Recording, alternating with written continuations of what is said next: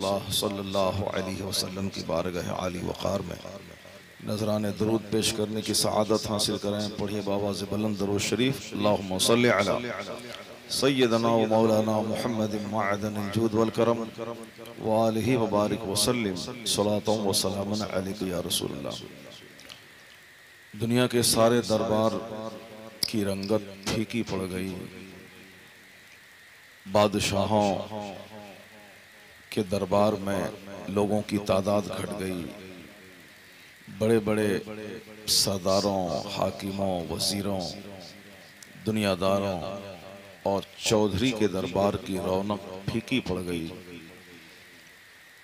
America का सबसे हसीन तरीन शहर वह बेरौनक हो गया, सन्नाटा तारी हो गया।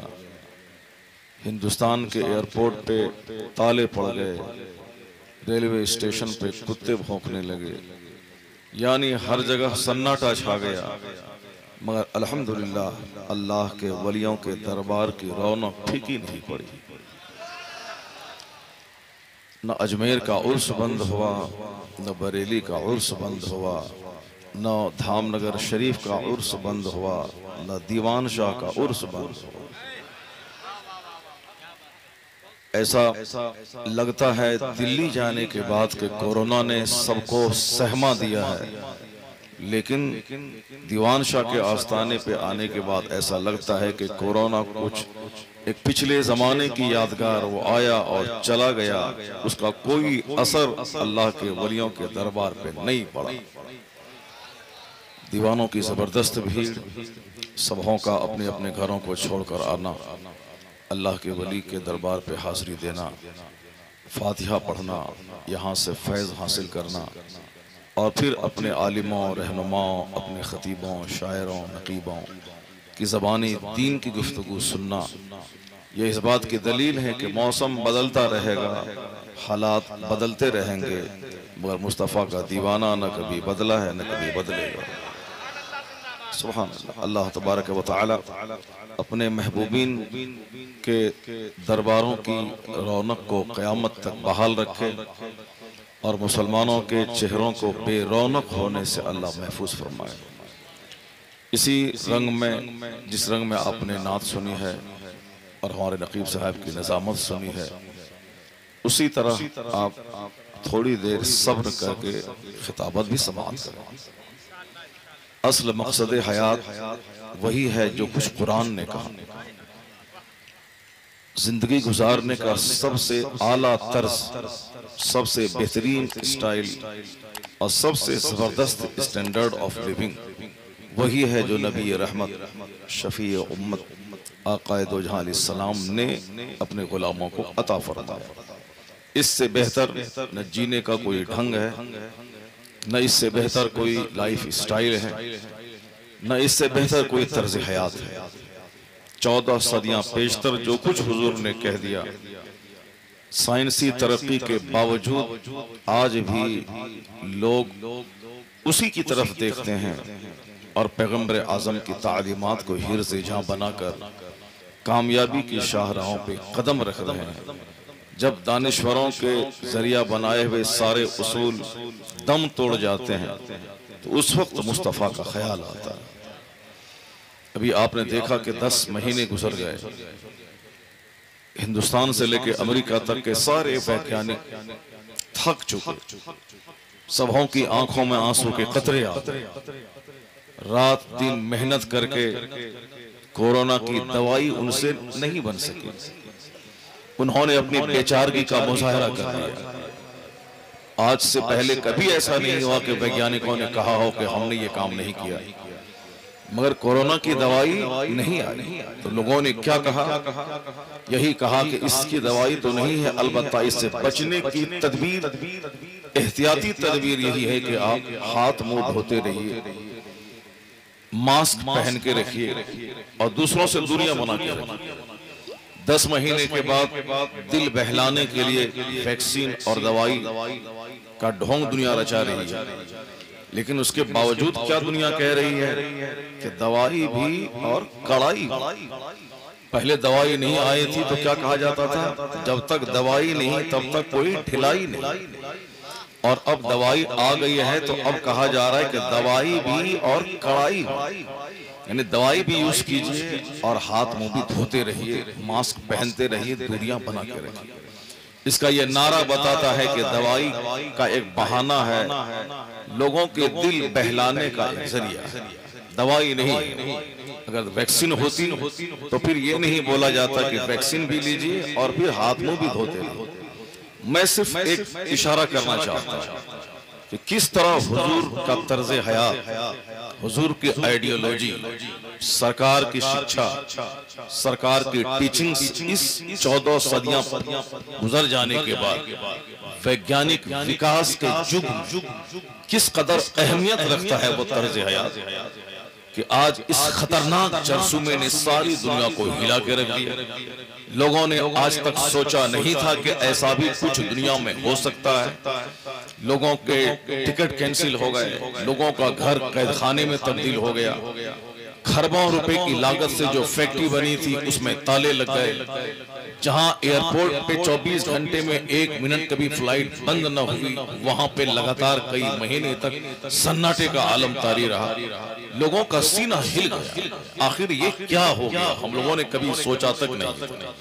इस खतरनाक छोटे से कीड़े ने दुनिया को हिला के रख दिया। तो अब इससे बचने का तरीका अमेरिका के वैज्ञानिकों ने कहा कि हाथ मुंह धोते रहिए, चाइना के वैज्ञानिकों ने कहा कि हाथ मुंह धोते रहिए, हिंदुस्तान के दानिश्वरों ने कहा हाथ मुंह धोते रहिए, दवाई नहीं आई है हाथ मुंह धोते रहिए।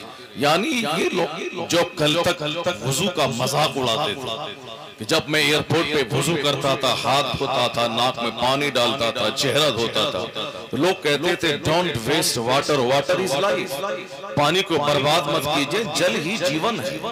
मैं जल देने वाले रब की इबादत करता था। अपने घर में कपड़े साफ करते हैं, वॉशिंग मशीन में साफ सैकड़ों लीटर पानी बर्बाद होते हैं, लेकिन कोई नहीं बोलता। लेकिन जिस रब ने पानी दिया, जो रब हमें खाना देता है, जिस रब की जमीन पर मैं चलता हूँ, जिस रब की दी हुई हवा में मैं सांस लेता हूँ, उस खालिक को सजदा करने के लिए अगर मैं पानी का इस्तेमाल करूँ तो लोग कहते थे पानी बर्बाद मत करें, जल ही जीवन है। जबकि हजारों करोड़ों लीटर पानी वुज़ू में बर्बाद हो जाए वो असली काम है जो मैं रब को सजदा करने जा रहा हूँ। लेकिन जो असल काम है उसी काम में लोगों को लगता था कि साहब आप पानी बर्बाद कर रहे हैं। लेकिन आज कहा जाता है कि दिन में 10 बार अपने हाथ मुंह धोते रहिए। कोरोना से बचने का वही एक वाहिद इलाज है कि हाथ धोते रहिए, चेहरा धोते रहिए, पांव धोते रहिए, नाक मुंह की हिफाजत करते रहिए। तो मैं ये कहता हूँ कि दुनिया तरक्की कर गई, लोग आला किस्म के हथियार, औजार, इंस्ट्रूमेंट्स, इन्वेंशंस से दुनिया को रोशनास कराया, लेकिन इस चमकती दमकती दुनिया में भी खतरनाक बीमारी से लड़ने का कोई तरीका समझ में नहीं आया। जहां दुनिया के करोड़ों वैज्ञानिकों की नजर उस पे गई, इससे बचना है तो हाथ धोते रहिए, वहां मुस्तफा की नजर 1400 साल पहले गई है कि अल्लाह की इबादत से पहले हाथ मुंह धोते रहिए। हाथ मुंह धोने से जन्नत मरने के बाद मिलेगी और दुनिया में बलाओं से, वबाओं से, बीमारियों से, खतरनाक हालात से नजात मिलेगी। यानी सेहत चाहिए तो रास्ता वही इख्तियार करना पड़ेगा जो मुस्तफा ने 1400 साल पहले अल्लाह फरमाया। इस खतरनाक पीरियड में यह बात जाहिर हो गई कि चाहे कोई मुस्तफा की सुन्नतों को आज अहमियत दे या न दे, एक वक्त ऐसा आएगा कि अल्लाह बंदों को बता देगा कि रास्ता वही दुरुस्त है जो मेरे महबूब ने तुमको दिखाया, तरीका वही अच्छा है जो हमारे महबूब ने तुमको बताया, जीवन पद्धति वही सबसे निराली अनोखी है जो पैगंबर आजम ने तुमको अता किया है। इस दौर से मैं सबसे ज्यादा मुसलमानों को सबक हासिल करना चाहिए कि जिस आबादी में 100 घर के घर 100 लोग रहते थे, वहां से 5 बूढ़े नमाज पढ़ते हैं और 95 लोग बेनमाजी हैं। जबकि सबको मालूम है जिंदा रहने के लिए जिस तरह खाना जरूरी है, उसी तरह मुसलमान बने रहने के लिए नमाज पढ़ना जरूरी है। ऐसा नहीं कि मेहमान आ गए बेटी को देखने के लिए तो चलो कटसी निभाने के लिए उनके साथ में वजू करके नमाज पढ़ लिया। जलसे जुलूस में कहीं गए हैं तो लोगों को दिखलाने के लिए कि लोग क्या बोलेंगे, शायर साहब, नकीब साहब, मुकर्रिर साहब आए, 10 घंटे मेरे घर में रहे, एक वक्त भी नमाज नहीं अदा की, चलो ये क्या सोचेगा, पढ़ लेते हैं। ऐसा नहीं कि रस्म निभाने के लिए पढ़ लेते हैं, मेहमान आए तो पढ़ ले, नहीं, इस तरह जिंदा रहने के लिए खाना जरूरी है। 3 दिन नहीं खाएं तो मर जाएंगे आप। उसी तरह यह सोच भी दिमाग में रखनी पड़ेगी कि अगर हम नमाज नहीं पढ़ें तो मेरा ईमान मर जाएगा। क्योंकि हुजूर ने साफ लफ्जों में कहा है, मन तरक सलात मुतअम्मिदन फकद कफर, जिसने जानबूझकर नमाज को छोड़ा गोया उसने कुफ्र किया। हुजूर ने कहा साफ तौर पर, मुस्लिम शरीफ की हदीस में आया है, बैनल अब्दे व बैनल कुफ्रे तर्कुस सलात। एक मोमिन और एक काफिर के दरमियान जो चीज फर्क पैदा करती है वो नमाज है। यानी नमाज का पढ़ना मोमिन कहलाना, नमाज का छोड़ना मोमिन कहलाने का हकदार नहीं होना। एक तीसरी हदीस में आका ने डराते हुए कहा कि बेनमाजी का हश्र फिरौन, हामान, कारून और उमैया इब्ने खल्फ के साथ होगा। आका अलैहिस्सलाम ने और अपने गुलामों से कहा कि क़यामत के दिन हज, ज़कात, जलसा, जुलूस, खाना पीना, उड़ना, हरम जाना, उर्स करना, 11वीं करना, 12वीं करना, झंडा लगाना, जुलूस निकालना, लंगर बांटना, ये सारी चीजें बाद में पूछी जाएंगी। सबसे पहले जो सवाल क़यामत के दिन होगा यौम हिसाब, जो हिसाब का दिन है, अव्वलो मा युहासबु बिहिल अब्द यौमल क़यामति सलात। क़यामत के दिन सबसे पहला सवाल नमाज का होगा। अगर बंदा नमाज के बारे में जवाब देने में कामयाब हो गया तो फक़द अफ़लहा व अनजहा, हुजूर कहते हैं वो कामयाब और बामुराद हो गया। और अगर वह फसदत फक़द खाबा व खसिरा, अगर नमाज के बारे में सवाल का जवाब देने में नाकाम रहा तो हुजूर कहते हैं वो शख्स घाटे में रहा, खाइब रहा, खासिर रहा, यानी वो तबाह बर्बाद हो गया। ये कोई आला हजरत ने या गौसे आजम ने या गरीब नवाज ने या दीवान शाह बाबा ने या आज के किसी मौलाना ने या हमारे पीर साहब की बोली नहीं, ये बोली है सारे पीरों के सरदार, सारे नबियों के सरदार, सारे रसूलों के आका, जिसने कहा कि अल्लाह एक है, जिसने कहा कि कुरान अल्लाह की किताब है, जिसने कहा कि मरने के बाद हिसाब किताब देना है, जिसने कहा कि कब्र में फरिश्ते आके मुझको उठा के 3 सवाल करेंगे, जिसने कहा कि जन्नत पुल सिरात को पार करने के बाद आप जाएंगे, वो पुल जो जहन्नम के ऊपर में है, जो बाल से ज्यादा बारीक, तलवार से ज्यादा तेज, 500 साल की मुसाफत के बराबर जिसका डिस्टेंस है, पार करना ही पड़ेगा। जिसने कहा कि जो तराजू है नेकी और बदी तौली जाएगी, जिसने कहा ये कुरान शरीफ में जो कुछ है एक हर्फ एक लफ्ज सब अटल है, सब अल्लाह का कलाम है, न किसी नबी रसूल की बोली है, न किसी नबी के सहाबा की बोली है, बल्कि कुरान ने चैलेंज किया है कि अगर किसी को शक हो कुरान में तो दुनिया के सारे लोग मिलकर कुरान की एक आयत की तरह कोई दूसरी आयत ले आए। क्यों बोलता है वसीम राफिजी खबीस के इसमें 26 आयतों को सिद्दीक उमर उस्मान ने अपनी तरफ से उसमें घुसा दिया है, जबकि उस मरदूद को मालूम होना चाहिए कि कुरान ने चैलेंज किया है। अगर डाउट हो किसी को इस कुरान में कि इंसान का कलाम है या किसी आदमी ने इसको लिख दिया है या कि आदमी ने अपनी तरफ से कुछ ऐड कर दिया है, तो एक चैलेंज है कि कुरान की तरह कोई भी ले आए। अगर सिद्दीक उमर फारूक ने उसमें कुछ अपनी तरफ से बढ़ा दिया है, इस्लामी एम्पायर कायम करने के लिए, जिहाद के लिए लोगों को आमादा करने के लिए अपनी तरफ से कुछ बढ़ा दिया है, तो खबीस तो सुप्रीम कोर्ट का सहारा क्यों लेता? तुम 10-20 साल तक अरबी जबान पे महारत हासिल करो और 1000 लोगों की अपनी टीम तैयार कर लो। उस टीम के तैयार करने के बाद बोलो कि जो उमर फारूक ने जो अपनी तरफ से कुरान में घुसा दिया है, हम उससे बेहतर ये अरबी का कलाम ले आए हैं, हम ये अरबी का जुमला ले आए हैं। अमेरिका के वैज्ञानिक थक गए, उन्होंने अल फुरकान नामी एक किताब लिखवाई ताकि लोग कुरान छोड़कर अल फुरकान को पढ़ा करें।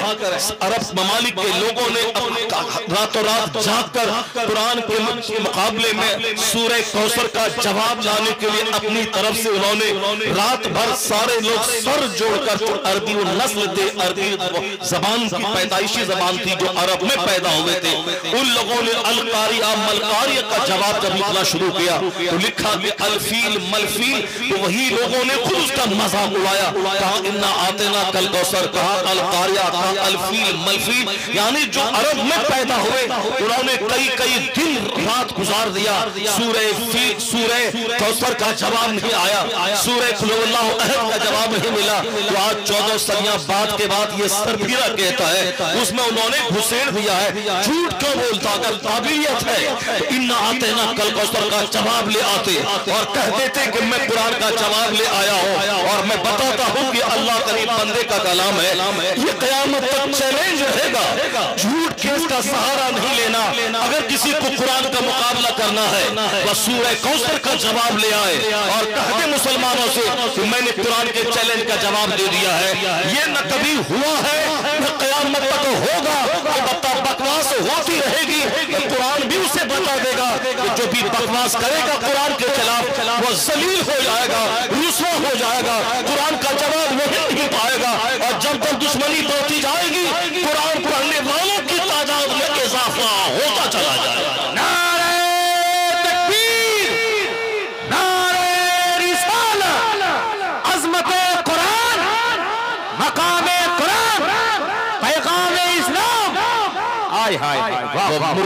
वो काफिर ने हमें जगाने की कोशिश की, हमें ये जगाया है कि तुम कुरान करीम को कपड़ों में लपेट कर ताक पे मत रखो। The Quran has been revealed to read it, to understand it, to consider it, to act upon it. कुरान इसलिए नाज़िल हुआ है कि कुरान करीम को पढ़ा जाए, कुरान करीम की आयतों में गौर किया जाए, कुरान करीम की तालीमात को अपनी जिंदगी में उतारे जाए, फिर कुरान की तालीमात को लेकर अल्लाह की जमीन पर फैलकर कुरानी निजाम कायम करने की कोशिश की जाए। यानी इतने बड़े एम और प्लान के तहत कुरान नाज़िल हुआ। कुरान करीम का हर हर्फ ज़बर ज़ेर अनचेंजेबल है, बकवास करने वाले का चेहरा खराब होगा। अभी एक छोटा सा वीडियो फिर उस खबीस का आया है, उसने कहा कि जब मैं देखूंगा कि मैं अपना केस हार रहा हूं, मेरा कोई साथ नहीं दे रहा है, तो मैं जहर खा के मर जाऊंगा। हाँ, तुमको जहर खा के ही मरना चाहिए। खबीस मर्दूद जो कुरान के खिलाफ बोलेगा उसे तो हराम मौत ही मरनी चाहिए। और फिर मुझे मालूम है कि तेरे खुदकुशी करने से पहले जरूर कोई आला हजरत का दीवाना, जरूर कोई ख्वाजा गरीब नवाज का मस्ताना, जरूर कोई गौसे आजम का गुलाम तेरे मरने से पहले तुझे मौत के घाट उतार देगा।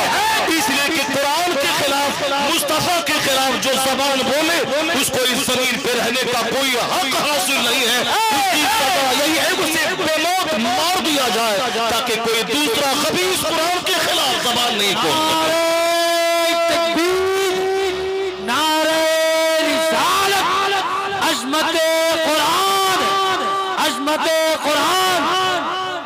सारे लोग अपना अपना काम करते हैं।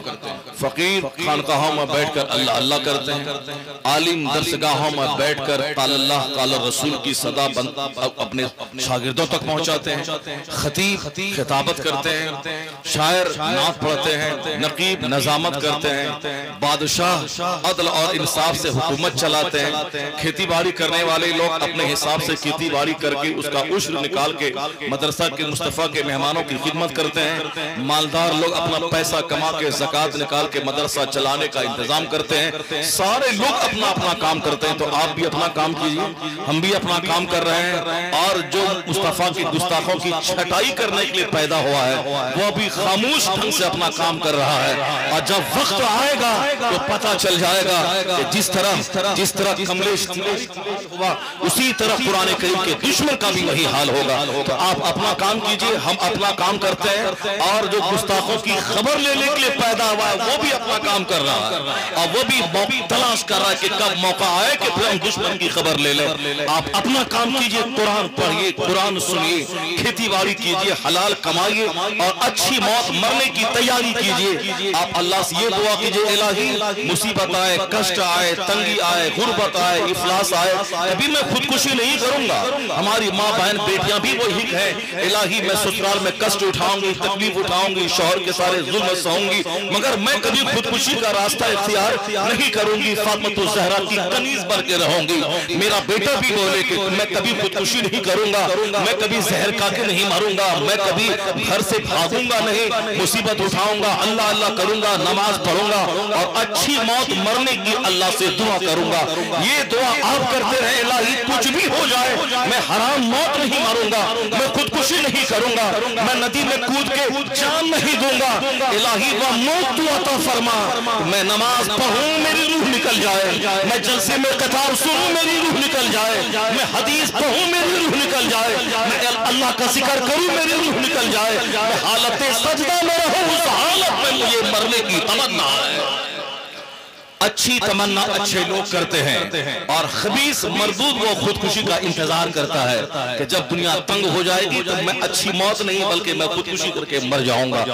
तो नाजायज किस्म के लोगों के दिमाग में नाजायज ख्याल आता है, अल्लाह वालों के दिल में ये खूबसूरत ख्याल आता है कि जलसा पढ़ते पढ़ते मर जाऊं, जलसा सुनते सुनते मर जाऊं, हालत सजदे में मर जाऊं, बेहतर है वो मौत की कुरान पढ़ूं उसी हालत में मौत आ जाए। अल्लाह तबारक व तआला हमको और आपको सबों को अच्छी मौत अता फरमाए।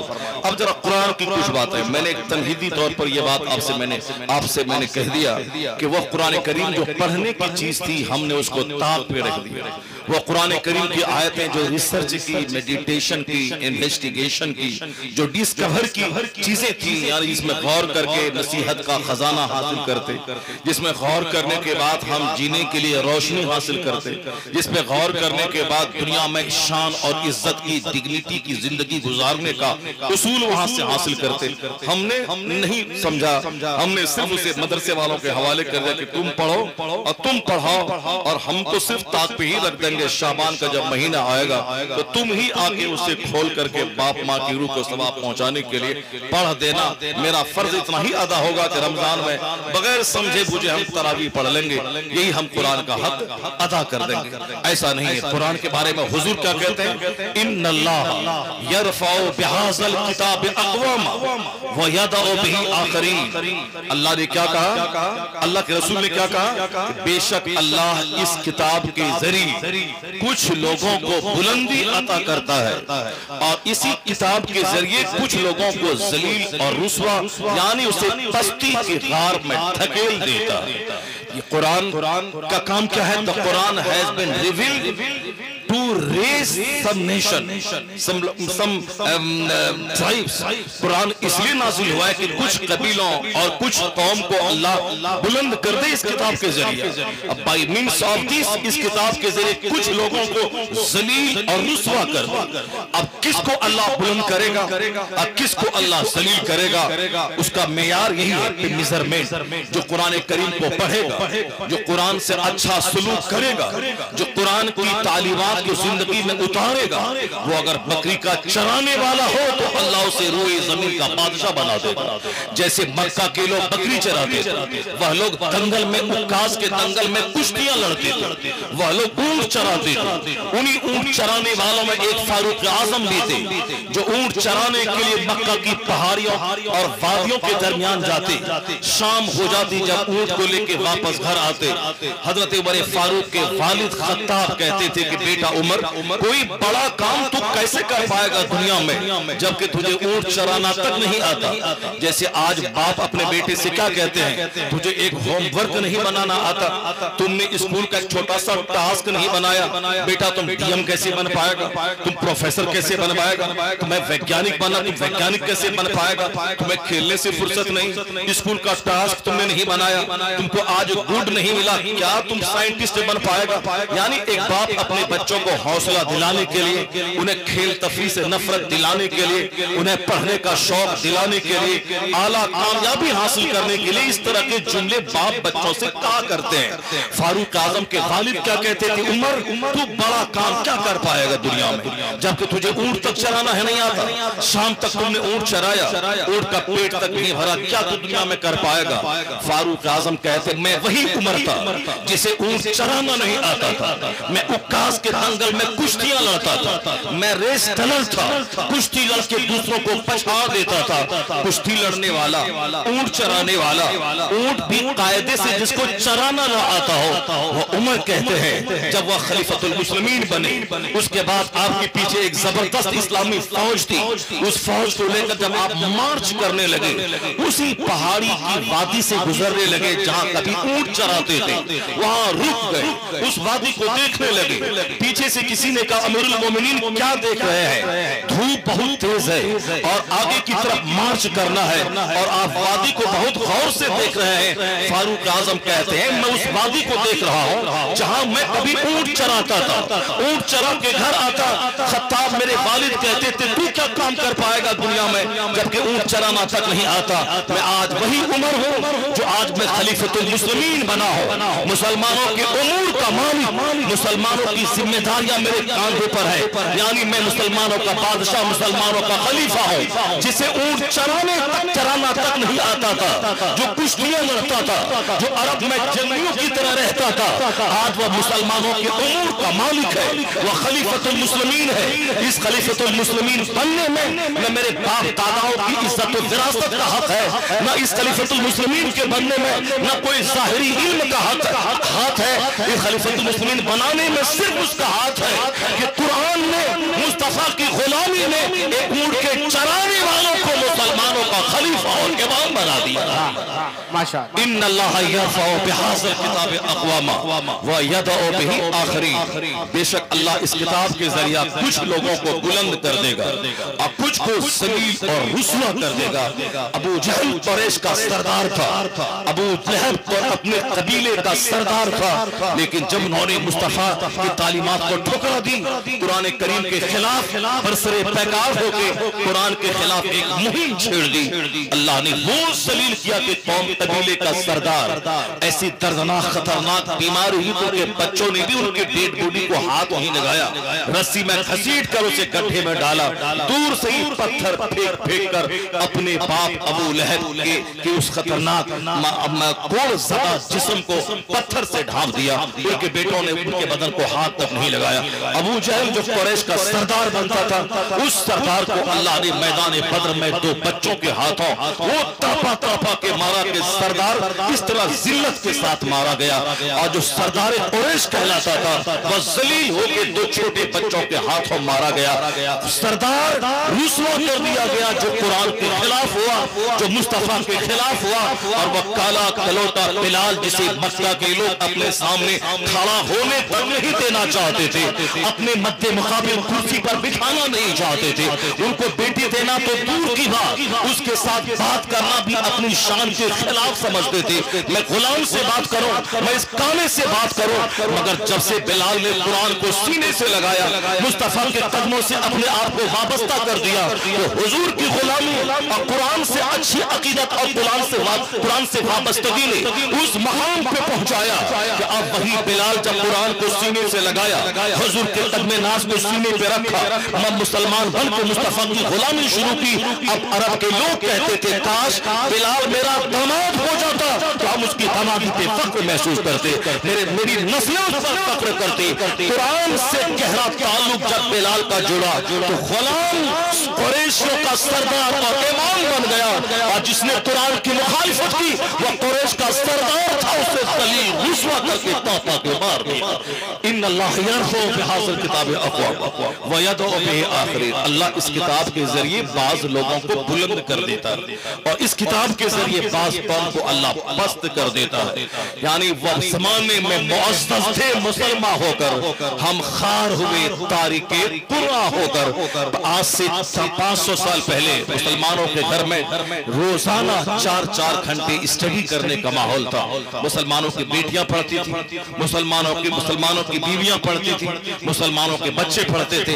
उनका एक ही काम था कुरान से एनर्जी लेना, उस एनर्जी को लेकर समाज में एक अच्छी जिंदगी गुजारना, कुरान करीम की तिलावत करके वहां से जीने का शऊर लेना, और फिर उस शऊर को प्रैक्टिकल में ढालकर समाज का एक सक्सेसफुल, एक कामयाब, एक सफल व्यक्ति बनना।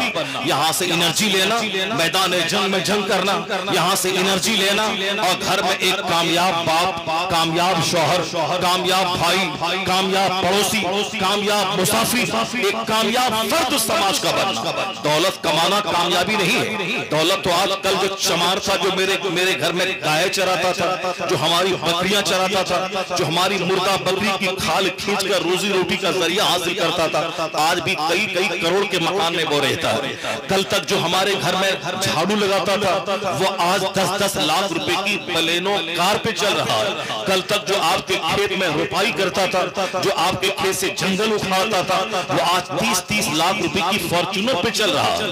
कल वह लोग जो मुंबई जाके दूसरों की फैक्ट्री में काम करता था, वह लोग आज 50-50 लाख रुपए की कार पे चल रहा है। हिंदुस्तान का धीरू भाई अंबानी, मुकेश का बाप, वो अमेरिका में जाके नौकरी करता था, नौकरी करते करते अमेरिका से वापस इंडिया आया, उनको कोई काम करने का सुराग लग गया। आज वही धीरू भाई अंबानी की बहू है जो 100 करोड़ रुपए की कार खरीदी है, यानी 100 करोड़ रुपए की कार। मैं क्या कहता हूँ, जो कल बकरी चराता था, आज वह 10 लाख की कार पे चल रहा है। कल जो आज फैक्ट्री में रहता था, वो आज वह 100 करोड़ की कार पे चल रहा है। इसलिए पैसा कमाना कमाल नहीं, आखिर जमाने की पहचान ही यही है। हुजूर ने कहा है बुखारी शरीफ की जो सबसे बड़ी मोतबर हदीस है, जो हदीस जिब्रील है, जिसको बहुत शौक से मुहद्दिसीन अपने बच्चों को पढ़ाते हैं दरसगाह में, वो हदीस जिब्रील जो मिशकात में भी है, जो बुखारी शरीफ में भी है, जिसे हदीस जिब्रील कहते हैं। जिब्रील अलैहिस्सलाम आए थे हुजूर के पास शागिर्द की तरह, बिल्कुल सफेद लिबास पहनकर, लगता था कोई दूर दराज से कोई मुसाफिर आया, मगर सफर के कोई आसार चेहरे पे नहीं थे। वो हुजूर के पास आके बैठ गए, अपना दोनों जानू हुजूर के जानू से मिला दिया। मिलाने के बाद अब वो पूछता है कि मल इस्लाम मल ईमान क्या है, इस्लाम क्या है, मल एहसान क्या है, क़यामत कब आएगी, क़यामत की निशानियां क्या है। यानी वो लोगों को दीन सिखाने आए थे। हुजूर ने बताया कि ईमान ये है, हुजूर ने कहा कि इस्लाम ये है, हुजूर ने कहा कि एहसान ये है। अब कहा कि क़यामत कब आएगी, तो हुजूर ने क्या फरमाया, जो साइल सवाल कर रहा है वो जानता है कि क़यामत कब आएगी। उन्होंने कहा कि अब क़यामत की अलामत क्या है, तब हुजूर ने क्या कहा था, सरकार ने कहा था कि जब देखें लोग कि बकरियां चराने वाले नंगे पांव नंगे बदन, बकरियां चराने वाले नंगे पांव रहने वाले, जिसको चप्पल तक मुयस्सर नहीं थी, नंगे पांव नंगे बदन बकरियों का चराने वाला, यततावलूना फिल बुनिया। मुस्तफा कहते हैं कि जब बकरी का चराने वाला नंगे पांव नंगे बदन रहने वाला, जिसको गंजी बनियान और कुर्ता तक मुयस्सर नहीं होगा, वो नंगे बदन रहने वाला। आज से 50 साल पहले लोग ससुराल मेहमानी खाने जाते थे तो चप्पल जूते को हाथ में रख के जाते थे, और जब ससुराल का गांव करीब आता था तब वो जूता पहनते थे, यानी उनको जूता पहनने की आदत नहीं थी, नंगे पांव चलते थे। और लोग गर्मी के जमाने में अपना कुर्ता अपने कांधे पे रख लेते थे, और जब स्टेशन करीब आता था तब वह कुर्ता पहन लेते थे। या तो कुर्ते की किल्लत थी, कपड़ा नहीं था, लोग ईद के दिन रुमाल और गमछा साफ करके फैला देते थे लुंगी, और जब ईद की नमाज का टाइम आता 10 बजे तो फिर उसी गमछा उसी बनियान को इस्तेमाल करके वो ईदगाह पे जाते थे। इतनी गुर्बत थी कि एक टोपी बेटा भी पहनता, बाप भी पहनता, एक चप्पल अब जो कई बार पहन और कई बार उसे सिल करके आदमी पहनता था, वो गुर्बत थी। और अभी 10-10 दर्जन चप्पल मौजूद है, 10-10 टोपियां घर में मौजूद है, 10-10 कपड़े मौजूद हैं। ये ऐसा नहीं कि बहुत हम जिस्मार खा बन गए और बहुत ज्यादा हमने मेहनतें की तो कमा लिया, हम बहुत मालदार बन गए, अब हम चाहे शैतान की तरह जिए, शैतान की तरह मरे और खूब भैंस की तरह बैठे रहे, अब मोटे मोटे गद्दे पे सोए और नमाज धड़ल्ले से छोड़े और खूब झूठ बोले और दिन भर में 100 गुटखा फाड़ के खाए और मुंह में हर वक्त पान डाल के गुलाल करते रहे और फेंकते रहे और मोटा से पूरा दाढ़ी और मोछ और पूरे मुंह को भिगाते रहे। नहीं, ये तो हुजूर ने कहा है 14 सदियां पेशतर कि आखिर जमाने में दौलतें इस कदर कसरत से फैल जाएंगी, इस कदर जमीन अपने खजाने उगल देगी और इस तरह कारोबार के नए असबाब पैदा हो जाएंगे कि आज से 25 साल पहले लोग सोचता था मैं कमाऊंगा क्या, खाऊंगा क्या, आज कारोबार के इतने जराए हो गए कि जिसके बारे में कभी सोचा तक नहीं था। मिसाल के तौर पर वो मोबाइल ही ले लें, आज करोड़ों आदमी इस मोबाइल के कारोबार से जुड़ा हुआ है। मोबाइल जिसने लॉन्च किया बाजार में वो खरबों में खेल रहा है। जो मोबाइल का पार्ट्स बना रहा है वो भी खरबों में खेल रहा है। जो मोबाइल रिपेयरिंग करना जानता है वो भी करोड़ों में खेल रहा है। जो मोबाइल ला करके डीलर बनकर रिटेल तौर पर सप्लाई करता है वो भी करोड़ों में खेल रहा है। जो मोबाइल का कवर बना रहा है वो भी करोड़ों में खेल रहा है। जो मोबाइल की बैटरी ठीक करना चाहता है वो भी करोड़ों में खेल रहा है। जो मोबाइल को चार्ज करने की बैटरी बनाता है वो भी करोड़ों में खेल रहा है। यानी एक ऐसी चीज जिसके बारे में 25-30 साल पहले तस्वुर तक नहीं था कि ऐसा कोई आला आ सकता है। आज दुनिया की 800 करोड़ आबादी उस आले का इस्तेमाल कर रही है और करोड़ों आदमी इस कारोबार से जुड़ गए हैं। उस कारोबार की वजह से आदमी के पास गाड़ियां, मकानात और फैक्ट्रियां बन रही है। यानी इस कदर पैसा कमाने के जरिए पैदा हो जाएंगे कि आदमी करोड़ों में खेलेगा, दौलतों के अंबार लग जाएंगे। तो दौलत का तो वह दौलत जो आदमी को मगरूर बना दे, वह दौलत जो आदमी को फजूल खर्च बना दे, वह दौलत जो आदमी को अय्याश बना दे, वह दौलत जो आदमी को 10 लाख रुपए सूटकेस में लेकर और बेंगलोर के 5 स्टार होटल में जाके तवाइफों पे लुटाने का पर आमादा कर दे। वह दौलत जो हिंदुस्तान से 20 लाख रुपए लेके नेपाल की राजधानी काठमांडू जाकर एक रात होटल में गुजारने के नाम पे तवाइफों के बदन पे सारी दौलत फेंक के वापस आ जाए। वो दौलत जो हिंदुस्तान का कमाने वाला थाईलैंड की राजधानी बैंकॉक एक दिन में वो सारे पैसे तवाइफों पे फेंक के वहां से आ जाए। वो दौलत जो यहाँ से मुंबई जाकर वहां समंदर के किनारे तवाइफों के हुजूम में किसी एक को अपनी तरफ माइल करने के लिए पैसा फेंक दे।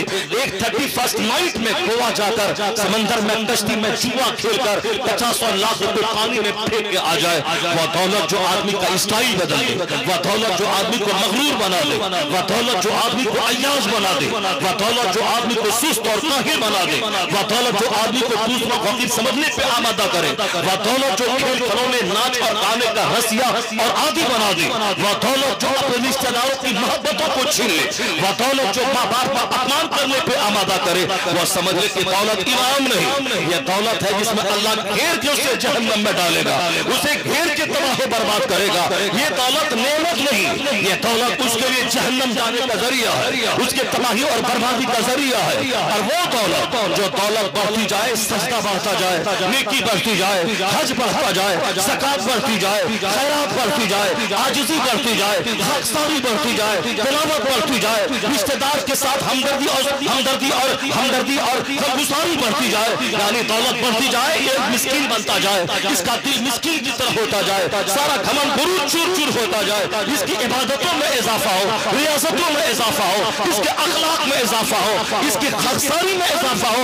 वह समझ ले कि दौलत उसके जन्नत जाने का जरिया है। यानी वह दौलत जो मगरूर बनाए वह फिरौन की विरासत है, और जो दौलत दीनदार बनाते हैं उस्मान गनी की विरासत।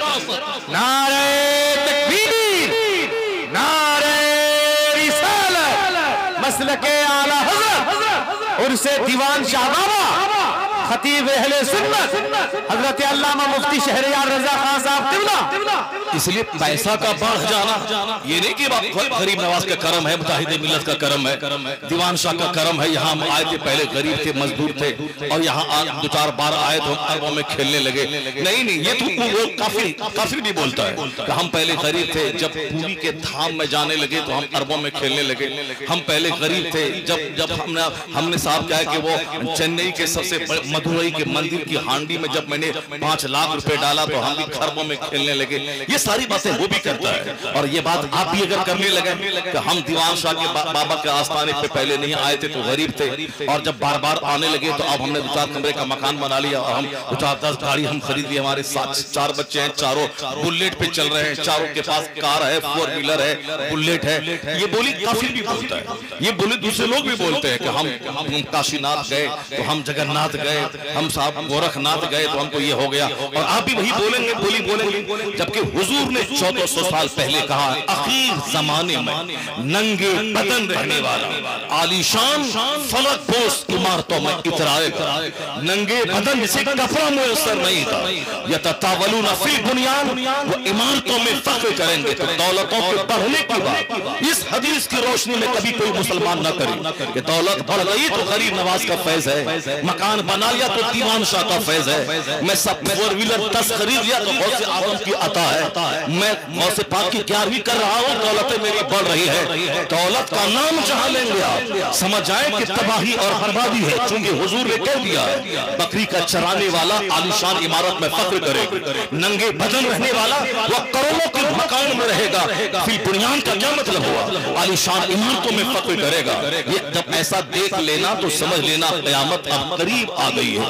ये कयामत की निशानी है कि जमीन अपने खजाने उगल देगी। फरात की नहरें, जो दुनिया की सबसे बड़ी कीमती नहर, वह दरियाए फरात, जहां समझ करबला का मार्का वजूद में आया, जिस फरात के किनारे, वह फरात की नदियां सोने के पहाड़ उगल देंगी। और आज मोतबर सराय से खबर मिल रही है, वह दरियाए फरात व नहरे फरात यानी एक नाला है, जो बहुत लंबा नाला, बहुत लंबी नदी, यानी कई मुल्कों से वह दरियाए फरात का गुजर हुआ है। इराक से, सीरिया से, कई ममालिक से वह दरियाए फरात, जैसे हिंदुस्तान में गंगा है, या कई स्टेट से गुजर के बहती है ये गंगा, यानी बंगाल की खाड़ी से निकलकर बंगाल होते हुए, बिहार होते हुए, उत्तर प्रदेश होते हुए, ये बहुत दूर तक इसका सिलसिला फैला हुआ है। उसी तरह वो दरियाए फरात है, दरियाए दजला है, जो कई ममालिक से वो दरियाए फरात का गुजर हुआ है। फरात का किनारा, फरात की नदी सोने के पहाड़ उगल देगी। यानी अभी मोतबर सराय से खबर मिल रही कि बाद जगहों पर उस नदी से सोने के पहाड़ जाहिर हो गए हैं। गवर्नमेंट की फौज ने उस पर पहरा बैठा दिया है, दूर दूर तक उसे ब्लॉक कर दिया है कि उसे करीब तक ना जाए। नदी से पहाड़ निकल रहे हैं सोने के। मान लिया जाए आपका मकान सोने का अगर बन भी जाए तो उससे क्या होने वाला है? कितने दिन तक उस सोने के मकान में आप रहने वाले हैं? आज सोना अगर भूख लगे और एक पहाड़ सोने का आपके सामने मौजूद हो, अगर वह पानी नहीं रहे प्यास बुझाने के, तो सोना पी के आदमी प्यास बुझाएगा। अगर रोटी चावल न रहे तो क्या सोना खा के आदमी जिंदा रहेगा? जिस सोने की खातिर हम आज बेचैन और बेकरार रहते हैं, वो उस सोने को अल्लाह इतना सस्ता और अरसा बना देगा कि हुजूर ने कहा था, उस जमाने में जो सोने को खातिर में नहीं लाएगा, यानी गोल्ड के पहाड़ को देखेगा, उसमें से एक रत्ती, एक सपोल तक नहीं लेगा, वो शख्स कामयाब होगा। आज उसकी तरफ रीछेगा, जो उस पहाड़ की तरफ माइल होकर लेना चाहेगा, वो तबाह हो बर्बाद हो जाएगा। और जो शख्स उसकी तरफ निगाह उठा के नहीं देखेगा, बल्कि सोने का पहाड़ है कि सोने का जर्रा है, उसकी तरफ निगाह उठा के नहीं देखेगा, उसका ईमान भी सेफ रहेगा, उसका दीन महफूज रहेगा। यानी आखिर जमाने में दौलतों की रेल पेल हो जाए। उसी तरफ इशारा कुरान शरीफ में भी अल्लाह ने फरमाया है। अल्लाह क्या फरमाता है? फरमाया है, लौला अयकुन अन्नास उम्मतन वाहिदा ला जअलना लिमन यकफुरु बिर्रहमा लिबुयूतिहिम सुक़फ़न मिन फिद्दा व लिबुयूतिहिम अबवाबन व सुररन अलैहा यत्तक़ून व ज़ुख़रुफ़ा।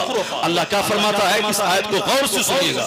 कुरान करीम चूंकि हमने पढ़ना छोड़ दिया, समझना छोड़ दिया, इसीलिए हमें 10 रुपए की नौकरी मेरे ईमान को लूट लेती है। किसी छोकरी का चेहरा वो मेरे ईमान और धर्म को लूट लेता है। गवर्नमेंट की दलाली, गवर्नमेंट का पोस्ट, गवर्नमेंट की दी हुई कुर्सी ये आदमी के ईमान को लूट लेती है। वरना वो वसीम खबीस मरदूद जो चेयरमैन बना था, उसको इज्जत मिली थी, तो और अब वो अपने आकाओं का कर्ज चुकाना चाहता कि भाजपा की गवर्नमेंट में मैं चेयरमैन बना, अब मुझको और कोई मंत्रालय मिल जाए, इस तरह की बकवास करूंगा तो हमारा आका खुश हो जाएगा, वो हमें कोई और बड़ी कुर्सी दे देगा। यानी कुर्सी के चलते आयतुल कुर्सी का सौदा खबीस कर रहा है।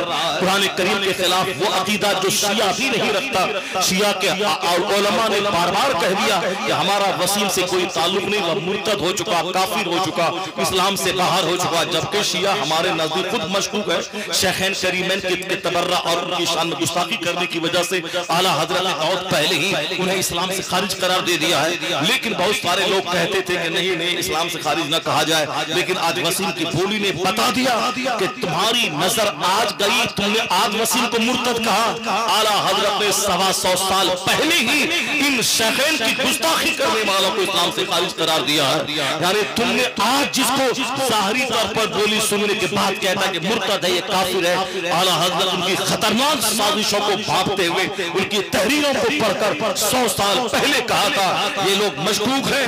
जमहूर उलमा अहले सुन्नत के नजदीक ये इस्लाम से खारिज है, क्योंकि इनका अकीदा बड़ा घिनौना है।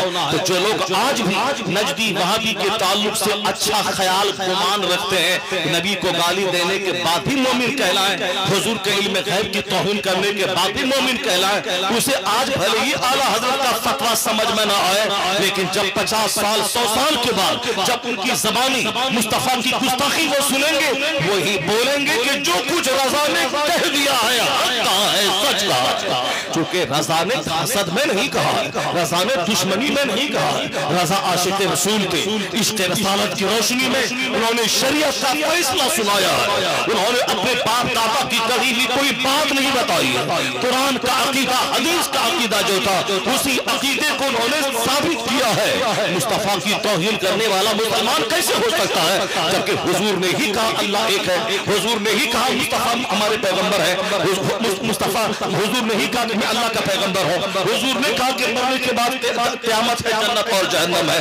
अल्लाह ने हम पर कुरान नाज़िल नहीं किया, अल्लाह ने कुरान मुस्तफा पे नाज़िल फरमाया, और मुस्तफा की ज़बान से हदीस भी निकल रही है, हदीस भी नबी की ज़बान से निकल रही है, और कुरान भी मुस्तफा अपनी ज़बान से फरमा रहे कि अल्लाह का कलाम है। तो दोनों अरबी ज़बान में, और फिर फर्क के ये कुरान ये हदीस है, तो हुजूर ने ही कहा ये अल्लाह का कलाम है और ये मेरा कलाम है। तो मुस्तफा पे शक का मतलब अल्लाह के कलाम पे शक, अल्लाह की ज़ात पे शक, अकीदे तौहीद पे शक, अकीदे आखिरत पे शक, जन्नत व जहन्नम पे शक, गुलसरात पे शक, मीज़ान पे शक, कुरान की तालीमात पे शक, और मुस्तफा पे आंख बंद करके मोहब्बत का मतलब अकीदे तौहीद को ब्लाइंडली मान लेना, अकीदे कुरान को ब्लाइंडली मान लेना, अकीदे आखिरत को ब्लाइंडली मान लेना। इसलिए रज़ा ने कहा उन्हें जाना उन्हें माना, न रखा गैर से काम, लिल्लाहिल हम्द, मैं दुनिया से मुसलमान गया। तो मुसलमान बनने की कसौटी इस दौर में इमाम अहमद रज़ा खान फाज़िले बरेलवी है, उनसे हट का मतलब वो कभी कुरान की तौहीन करेगा, कभी रसूल की तौहीन करेगा, कभी रसूल के इल्म गैब का इनकार करेगा, कभी सहाबा की तौहीन करेगा, कभी अहले बैत की तौहीन करेगा, कभी गौसे आज़म की तौहीन करेगा।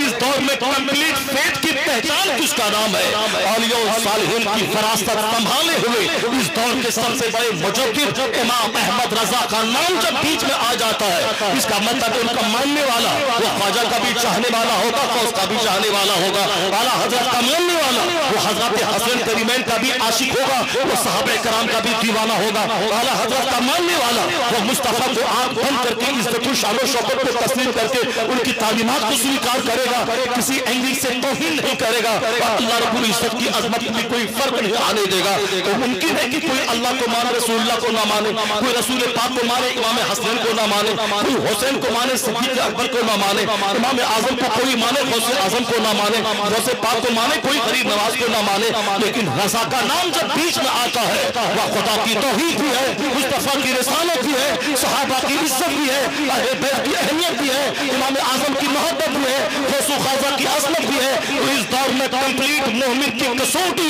रज़ा खान का नाम है, उसका नाम बीच में आ जाए फिर कोई बात पूछने की जरूरत नहीं।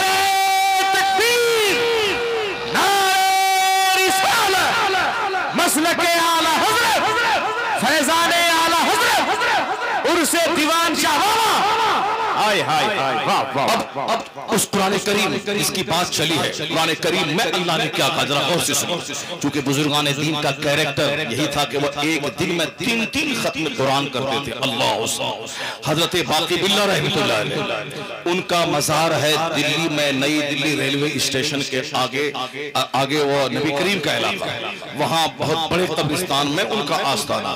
वो किन के पीर हैं, वो हुजूर मुजद्दिद अल-फैसानी रहमतुल्लाह अलैह के पीर, वह मुजद्दिद अल-फैसानी जिनकी कब्र अनवर, जिनका मज़ार सरहिंद शरीफ में, बहुत बाफैज़ दरबार, बहुत ही ज्यादा दुआओं की कबूलियत वाला आस्थाना।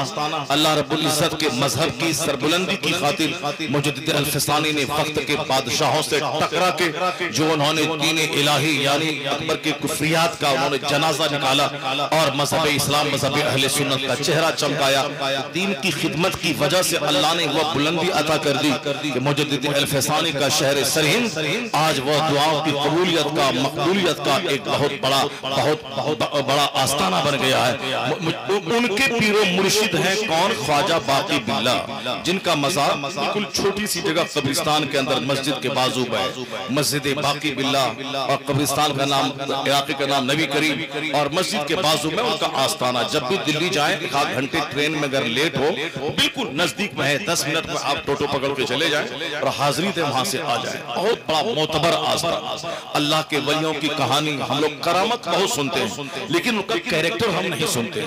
हम लोग करामत ये सुनते हैं कि वो फला के घर गए, वो गरीब था, वहां से लौटे तो वो अरबपति बन गया। हम करामत ये सुनते हैं कि वो नदी में पार करने आए, बिल्कुल पानी शबाब पे था, सैलाब का जमाना था, कश्ती नहीं थी, अल्लाह के वली आए और दरिया में पांव रखा, एक ही पांव कदम रखने के बाद वो उस किनारे पहुंच गए। ये सभी करामतें हैं अल्लाह के वलियों की। लेकिन इन करामतों के बयान करने का क्या मतलब हुआ? मतलब यही हुआ कि वो लोग दूसरी ही मखलूक कैटेगरी के लोग हैं।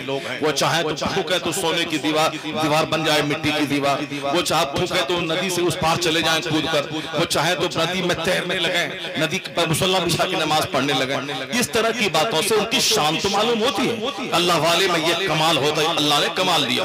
लेकिन उनके कैरेक्टर के पढ़ने के बाद आदमी का सीना हिलता, वो भी चाहता है कि उनका करोड़वां हिस्सा ही मैं अमल करूं, जो उन्होंने किया है हम उनका हजारवां हिस्सा ही कर ले, कुछ तो करें।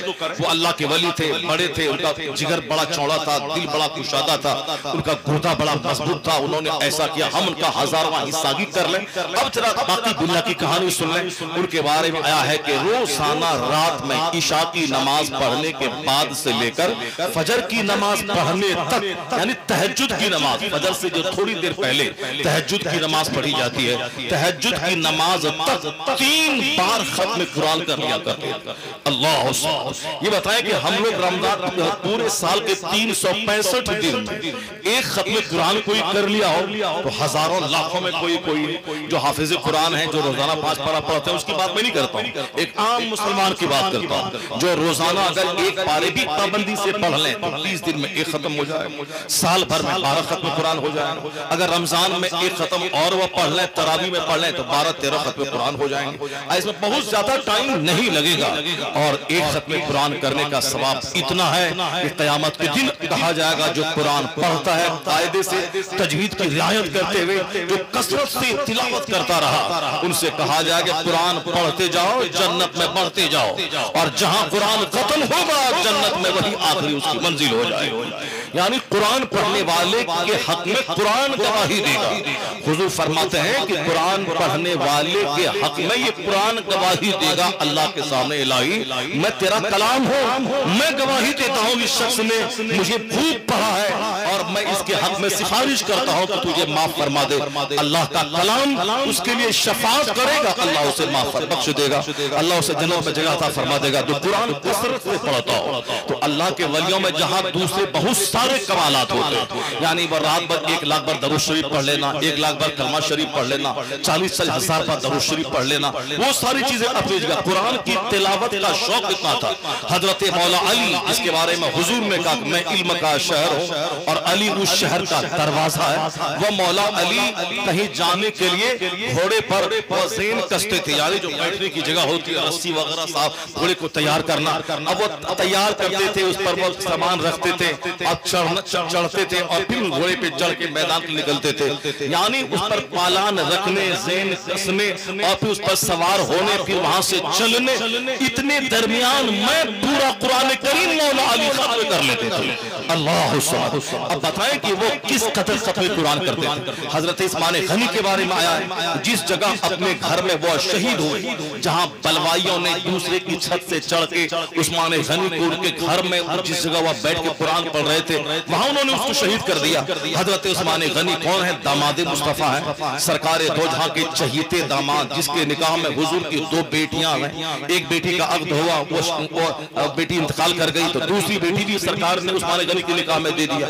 आज हम किसी को एक बेटी देते हैं, वो मर जाए तो दूसरी बेटी देने में हमको डर लगता है कहीं वो भी मर जाए। तीसरी बेटी देने का सवाल ही नहीं पैदा होता है, अब नहीं ये तो कत्ल कर देगा, मेरी बेटी को मार देगा, इसके पास देने का मतलब है कि बेटी मेरी मर जाएगी। आजकल एक भी आदमी हमारे घर में कोई मर जाए तो आमिरों का दरवाजा खुल जाता है, आमिर साहब के पास चले आते हैं, ताबीज दे दीजिए, हमारे घर में मैयत हो गई।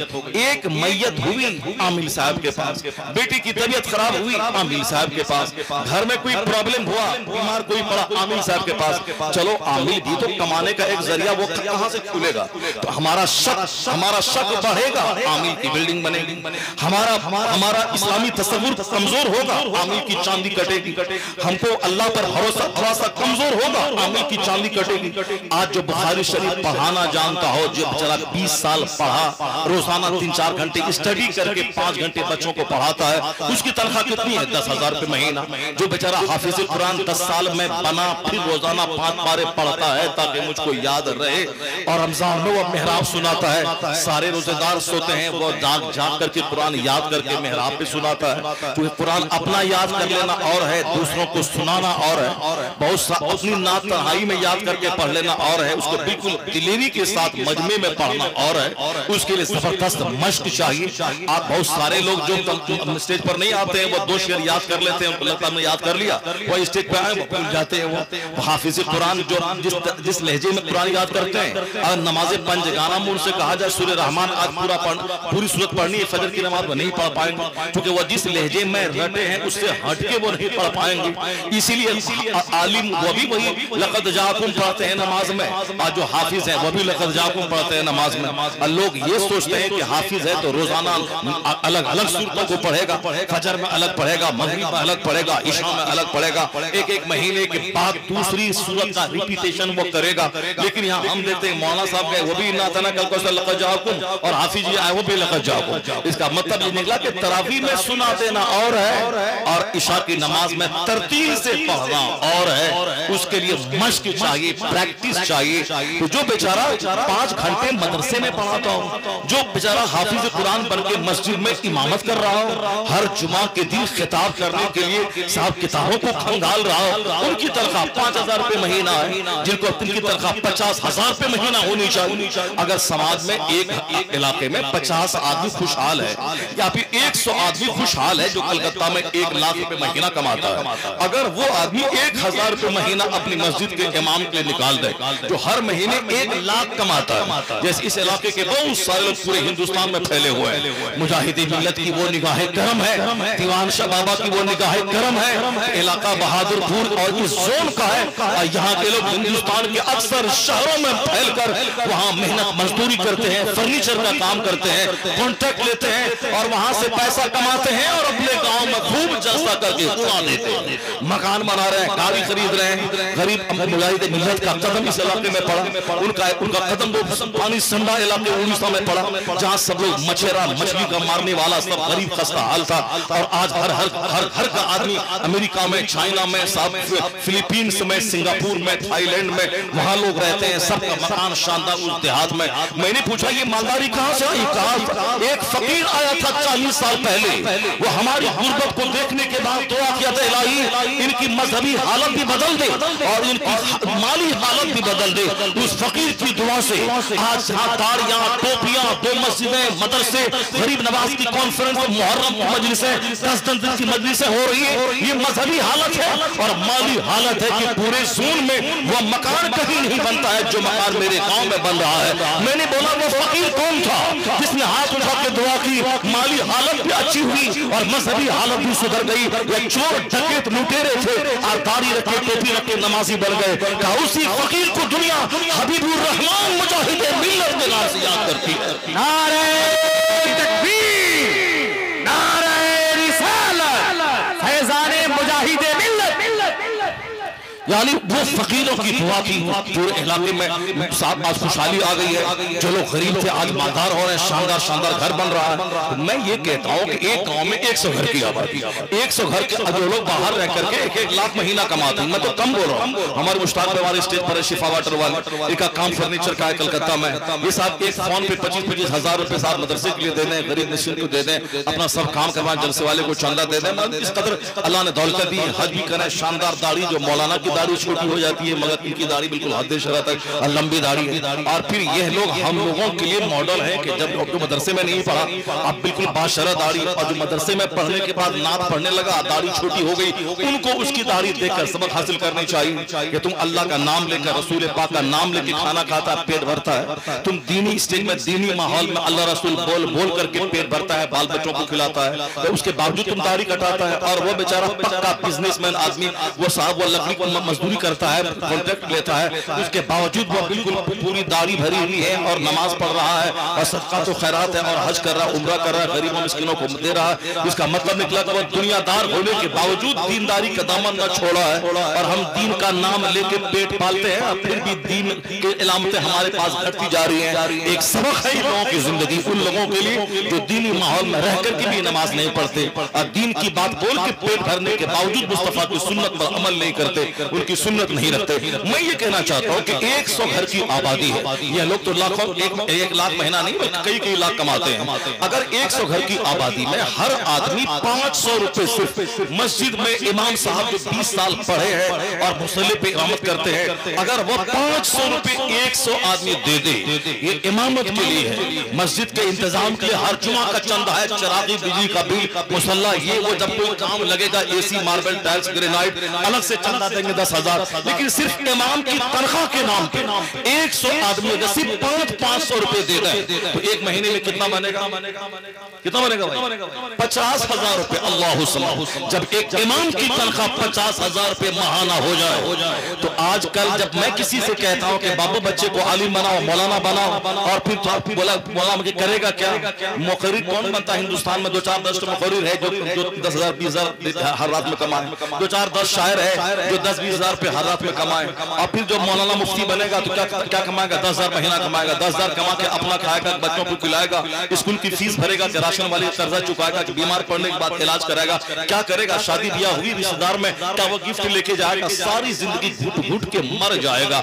इस नहीं साहब, नमाज पढ़नी है, मेरा बेटा पढ़ लेगा, हम ट्यूशन पढ़वा, कुरान पढ़वा देंगे, हम ट्यूशन पढ़वा के नमाज सिखा देंगे, हम हाफिजी को बुलवा करके उसको पूरे बारिश से पढ़वा देंगे, मगर मौलाना नहीं बनवाएंगे। चूंकि मौलाना बनने का मतलब मस्जिद में इमामत करना, इमामत करने का मतलब 5,000 रुपए महीना कमाना, 5,000 रुपए कमाने के मतलब सारी जिंदगी रोते रहना, सिसकते रहना, और सारी जिंदगी एहसास कमतरी का शिकार रहना। ऐसी बोली क्यों बोलते हैं? क्योंकि हमने इमामों के साथ, आलिमों के साथ जो सुलूक किया है, उसको देखने के बाद सीना हिल जाता है कि कैसे बच्चे को आलिम बनाए, और जन्नत के शौक में कि मेरा बेटा हाफिज बनेगा, नमक रोटी खाएगा, मगर 10 जहन्नमी को बख्शवा के खानदान के अपने साथ जन्नत लेके जाएगा, वह अपने खानदान की 3 नस्लों को बख्शवा के जन्नत ले जाएगा। तो जन्नत वाली सोच रहेगी तो ठीक है, लेकिन वह सोच जहां कमजोर होगी और दुनिया के हिसाब से हम सोचने लगे, तब तो तनख्वाह पे नजर जाएगी। ये 5,000 रुपए से क्या होने वाला है? मौलाना कुरान सीखना है, हम सिखवा लेंगे। अगर इमाम की तनख्वाह 50,000 रुपए माहाना हो जाए, तो मैं कहूंगा कि हमारे वह लोग जो बेटों को इंजीनियर बनाते हैं, जब वो देख लेगा इमाम की तनख्वाह 50,000 रुपए माहाना है, इंजीनियर बनने के बाद 20,000 माहाना अपने वतन से बेवतन होने के बाद मेरा बेटा कमाएगा, अब बड़ा इंजीनियर बना तो अमेरिका जाने के बाद 1.5 लाख कमाएगा, अपने घर में रहकर शान से रहकर इज्जत के साथ रहकर हाथ और पांव लोग चूमे, लोग उनकी दुआ को मुंतजिर रहे, अरबपति उनको अपने घर में बिठाकर पेशानी को बोसा देके बोले मेरे पास दौलत है तो मैं नाइबे पैगंबर कभी ना बनूंगा, और तेरे पास कुछ नहीं मगर तू नाइबे पैगंबर, नाइबे रसूल, तू आलिम दीन है। उनकी पेशानी चूमे, इज्जत अलग, जन्नत अलग, और दुनिया के सिक्के भी अलग हो गए। तो लोग इंजीनियर और डॉक्टर बाद में बनाएंगे, हाफिज कुरान, आलिम दीन पहले बनाएंगे।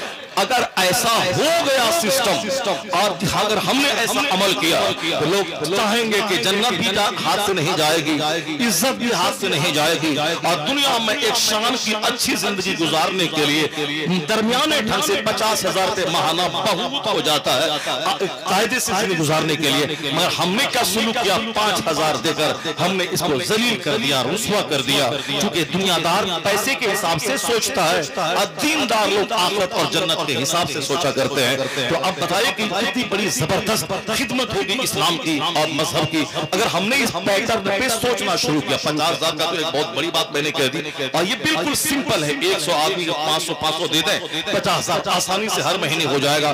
लेकिन जहां 50,000 नहीं होगा वो 250 रुपये महीना दे दें। अगर 100 आदमी दे दें तो फिर 25,000 रुपये महीना कहीं नहीं गया, 20,000 रुपये महीना कहीं नहीं गया। तो आलिम रब्बानी की खिदमत करें, उनका दिल खुश होगा तो फिर वह रात में सारे लोग सोए रहेंगे और वह रात में उठ करके अल्लाह के हुजूर रो रो कर आपकी खुशहाली की दुआ मांगेगा। और अगर आपने तनख्वाह कम दिया तो कुर्बानी का बकरा आप लाएंगे 2 लाख में खरीद कर और इमाम साहब जाएंगे मुहाज़बा करने के लिए तो वो बोल देंगे कि कुर्बानी हम अपने बाप की तरफ से कर रहे हैं। तो 2 लाख आपका खर्चा होगा, वो अपने बाप की तरफ से जमा कर देगा। आप साहब 10,000 रुपए की शीरनी और रसगुल्ला आप लाएंगे, फातिहा पढ़ दो तो आप पैसा आपका लगेगा, वो अपने बाप दादे के नाम से बख्श देगा। या अल्लाह इसको जो मैं पढ़ाऊं इसका सवाब मेरे दादी को, मेरे दादा को, मेरे बाप को मिल जाए। तो पैसा खर्चा आपका होगा, वो सवाब वो कमा लेगा। और वो नमाज पढ़ाएगा मस्जिद में। ये 2,000 क्यों इनाम को देता है ये लोग? हम बगैर वुज़ू के नमाज पढ़ा देंगे, सबको जहन्नम लेके चले जाएंगे। हम जाओ, हम सब आप बोलेगा तनख्वाह नहीं देंगे, आप यहाँ से जाओ, वो बोलेगा 5 साल की सारी नमाज क्यों हराओ तुम, और सारी नमाज बेवजू पढ़ा दिए। अब क्या करेंगे? इमाम को खुश रखना जरूरी होगा, इमाम साहब को खुश करना पड़ेगा, मेरी तनख्वाह देनी पड़ेगी। दिन की खिदमत के बीच में एक बात आ गई, मैंने आप तक पहुंचा दी, अलबत्ता गौर से सुनिएगा। हजरत बाकी बिल्लाह रहमतुल्लाह अलैह किस कदर इशा की नमाज पढ़ने के बाद तहज्जुद तक 3 खत्म कुरान कर लेते थे। हजरत उस्मान गनी जिस घर में शहीद हुए, बलवाइयों ने शहीद किया, रसूल पाक के दामाद थे, मुसीबत आनी थी, सब्र किया, उनको कहा गया था कि शहीद होंगे, मगर उन्होंने कहा कि मैं सब्र करूंगा। आका अलैहिस्सलाम ने 2 बेटी के इंतकाल के बाद का उस्मान अगर 40 बेटी भी मुझको हो जाए तो एक एक करके मैं सब तेरे निकाह में दे दूं। अल्लाह अकबर। यानी जब ईमान अकीदा स्ट्रांग होता है तब फिर क्या होता है? आदमी अल्लाह की दी मुसीबत पे सब्र करता है। 5 मैयत निकल जाए सब्र करता है, कारोबार ठप हो जाए सब्र करता है, नमाज पढ़ के जिक्र दुरूद के बाद अल्लाह से दुआ मांगता है। लेकिन अकीदा कमजोर हो तो बोलता कोई कर दिया होगा, कोई कुछ करके गाड़ दिया होगा।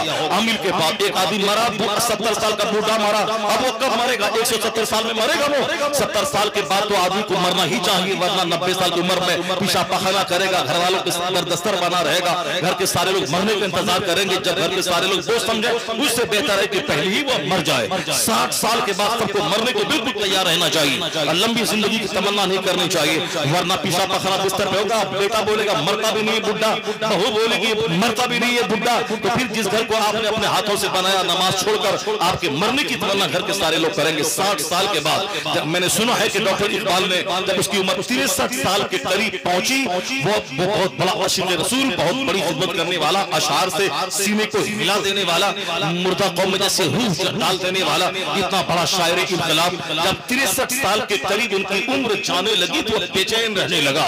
उनके चेहरे से झलकता था कि बेचैन रह रहा है। पूछा गया बेचैनी का सबब क्या है? उन्होंने कहा कि मेरी उम्र 63 के करीब पहुंच रही है। आकाए तोजा अलैहिस्सलाम की उम्र शरीफ भी 63 साल थी, कहीं मेरी उम्र 63 से आगे अरोस न कर जाए। यानी मेरी ख्वाहिश है कि हुजूर की उम्र से कम ही मैं दुनिया में रहूं, हुजूर की उम्र से आगे मेरी उम्र न चली जाए। अल्लाह ने उस बेचैन आशिक की तमन्ना कबूल की और 63 साल से पहले उस आशिक रसूल का इंतकाल हो गया। ये कैसी तमन्ना थी? और हमारा बुढ़ा 90 साल का, वो भी बोलता है कि हजरत कोई दुआ तावीज कर दीजिए और कोई दवाई का पता बता दीजिए कि खा ले तो फिर दोबारा हम चलने फिरने के काबिल हो जाए। जबकि हुजूर ने कहा है कि बुढ़ापे के अलावा हर बीमारी का इलाज है, बुढ़ापे और मौत के अलावा हर बीमारी का इलाज है। बुढ़ापा खुद सरपा एक मुस्तकिल मर्ज है, उसका कोई इलाज नहीं, मौत का कोई इलाज नहीं। मगर कोई मरना ही नहीं चाहता है, मरने के बाद में दुआ ही नहीं करना चाहता है और बोलता भी नहीं कि हम मरे, अल्लाह से दुआ की एक ज़बान पे कलमा शरीफ जारी हो जाए, नहीं, उसको और जीने की तमन्ना है, जीने का शौक है। उस्मान गनी के निकाह में मुस्तफा की 2 बेटी, दोनों बेटी इंतकाल कर गई। हुजूर ने क्या कहा? अगर 40 बेटी भी होती तो एक एक करके मैं तेरे निकाह में दे देता। ईमान जब स्ट्रांग रहता है तो मुसीबत को दर्जात की बुलंदी का जरिया माना जाता है, और जब ईमान कमजोर होता है, एक आदमी के मरने के बाद उन अमीरों की चांदी कटती है जो बेचारा जाहिल, न कुरान पढ़ा, न हदीस पढ़ा, न फिक़ह पढ़ा, कुछ नहीं, दाढ़ी मुंह साफ करके दुकान खोल के बैठा, वो साहब 20-20 लाख की कार पे चल रहा है। वो कहता, उनसे पूछा जाए कि तुम्हें कोई अमल नहीं सीखा, कुछ नहीं पढ़ा? कहा कहा कि जब तक ये ईमान कमजोर होता रहेगा और जब तक लोगों के दिमाग में शैतान, भूत, जिन्नात और सिफली अमल का वो डर उसके दिमाग में बैठा रहेगा, जब तक ये बेवकूफ जिंदा रहेंगे तो मुझ जैसा अक्लमंद तो राज करता ही रहेगा। यानी अकीदा कमजोर यहाँ होगा, आमिल के यहाँ लाखों रुपए जाके दे डालेगा। इमाम साहब बोले कि 10,000 रुपए ताजी निकाह पढ़ाने के बदले में दे दें, वह देने में बोझ समझेगा। और वो आमिल बोलता है कि घर में किसी ने कर दिया है, इस साल बेटा मरेगा, अगले साल फला बेटा मरेगा, 5 साल में सारा घर तेरा उजड़ जाएगा, खतरनाक ढंग से कर दिया है। वो बोलता है कि बाबा मेरा घर ठीक कर दो, जो कुछ भी है उसको निकाल के बाहर फेंक दो, ताकि 1.5 लाख रुपए लगेगा, वरना 5 साल में तेरा सारा घर बर्बाद हो जाएगा। अगर नहीं बर्बाद हो तो मैं मूंछ मुंडा दूं। मैं 25 साल से मैं ऐसा काम कर रहा हूं। अब ये बेचारा डर के मारे, जो इमाम साहब को 50 रुपए कभी नहीं दिया था, मदरसे में 25 रुपए की रसीद नहीं कटवाया था, 1.5 लाख रुपए जाके उस आमिल को देता है और अपने घर की बंदिश करवाता है। अब वो आमिल 1.5 लाख रुपए लेकर वो हंसता है अपने कमरे में अपनी कीमती कार और साहब कीमती फर्नीचर पर, बोलता जब तक ये बेवकूफ जिंदा रहेंगे मुझ जैसा जाहिल आदमी राज करता रहेगा। यानी ये हमारी बेवकूफी है। और जब तक ईमान स्ट्रॉन्ग रहेगा तो फिर बुखारी पढ़ाने वाले के दरबार में भीड़ रहेगी और वह झूठ सिफली का अमल करने वाले का दरबार में सन्नाटा ताला लग जाएगा। वहां तो 4 बेटे मदीने की औरत के शहीद हो गए। मदीने में जंगे बद्र में हुजूर की शहादत की खबर जालिमों ने फैला दी, इस्लाम के पैगंबर शहीद कर दिए गए। मदीने की वह खातून घर से निकली दीवाना बार, बताओ हुजूर की खबर कैसी है, सरकार कैसे है? कहा गया तेरा शौहर शहीद हो गया, इन्ना लिल्लाह, बताओ मुस्तफा कैसे है? कहा तेरा जवान बेटा बड़ा शहीद हो गया, इन्ना लिल्लाह, बताओ मुस्तफा कैसे है? कहा तेरे 4 जवान बेटे शहीद हो गए, वरना सर पटकती है, न सर के बाल नोचती है, न गरीबीन फाड़ती है, न जमीन पे लेट जाती है, न ताकी लगता है, न बेहोश होती है, बल्कि वह सिर्फ यही रटती है, बताओ हुजूर कैसे है? और जब कहा गया सरकार सही सालिम है, उनकी शहादत की खबर झूठी है, उसे करार नहीं मिला जब तक मैदान बद्र आके मुस्तफा का दीदार नहीं किया। जब दीदार हुआ अब वो कहने लगे या रसूल अल्लाह कुल्लु मुसीबतिन बाद का जलन, शौहर शहीद हो गया, 4 बेटे शहीद हो गए, कोई परवाह नहीं, आप सही सालिम है, मेरी सारी दुनिया सही सालिम है। अब अगर वह मदीने की औरत कह सकती है कि हुजूर की मोहब्बत औलाद से ज्यादा, हुजूर की मोहब्बत शौहर से ज्यादा, हुजूर की मोहब्बत सारी कायनात से ज्यादा, और वो कौन सी मोहब्बत है कि बीवी की मोहब्बत, मुस्तफा की मोहब्बत को ताक पे बीवी की मोहब्बत में पढ़ के फजर की नमाज छोड़ दे, जोहर की नमाज छोड़ दे, बीवी की बात मानते हुए 4 दिन तक ससुराल में जाए, वहां साली की शादी है, सारी नमाजें छोड़ दे। यानी वो मोहब्बत का दावा है मगर वह दावा मोहब्बत पुख्ता नहीं है। मोहब्बत का मतलब औलाद से ज्यादा नबी से मोहब्बत, वालिदैन से ज्यादा नबी से मोहब्बत, अपनी बीवी अपनी जान से ज्यादा बीवी से मोहब्बत। अगर कोई इस पर खरा उतर रही है वो मदीने की खातून उतर रही है। 4 बेटे शहीद हो गए और कोई परवाह नहीं, मरना तो है, चाहे आज मरे चाहे 10 साल के बाद मरे, बेहतर है वह मौत जो अल्लाह के नाम पे आ जाए, बेहतर है वह मौत जो शहादत की मौत मिल जाए। इस्लाम स्ट्रॉन्ग रहेगा तो मुसीबत को सिफली जादू टोने की तरफ मंसूब नहीं किया जाएगा। और जब इस्लाम कमजोर रहेगा तो सर में दर्द भी होगा तो डॉक्टर के पास बाद में जाएगा और आमिल के पास पहले जाएगा। और अभी कमजोर हो रहा है इस्लाम सबका, इसीलिए बुखारी पढ़ाने वाले के दरबार में सन्नाटा, इमाम साहब के पास कोई जाने वाला नहीं। और वो जो झूठा दरबार लगाया हुआ है, ये फला की हड्डी है, ये हरम की हड्डी है, ये हरम का बाल है, ये फला झाड़ू है, ये फला ये है, ये हांडी है, ये मट्टी की हांडी है, बरेली की काटी है, और ये धागा है, और ये सब देशी अंडा है, ये सफेद मुर्गा का खून है, और ये फला है, ये साफरान है। पूरा दरबार सजा के बैठा है, सुबह बैठा शाम में 25,000 रुपए जेब में कसा और चल दिया। और वहां 5 घंटे तक बुखारी पढ़ाता रहा, वहां कुछ भी नहीं मिला, कोई नहीं गया। इस्लाम जब स्ट्रॉन्ग होगा तो लोग आलिम के पास आएंगे, जन्नत का रास्ता बता दे, लोग पीर के पास जाएंगे, जन्नत का रास्ता बता दे, लोग अजमेर जाएंगे, जन्नत का रास्ता बता दे।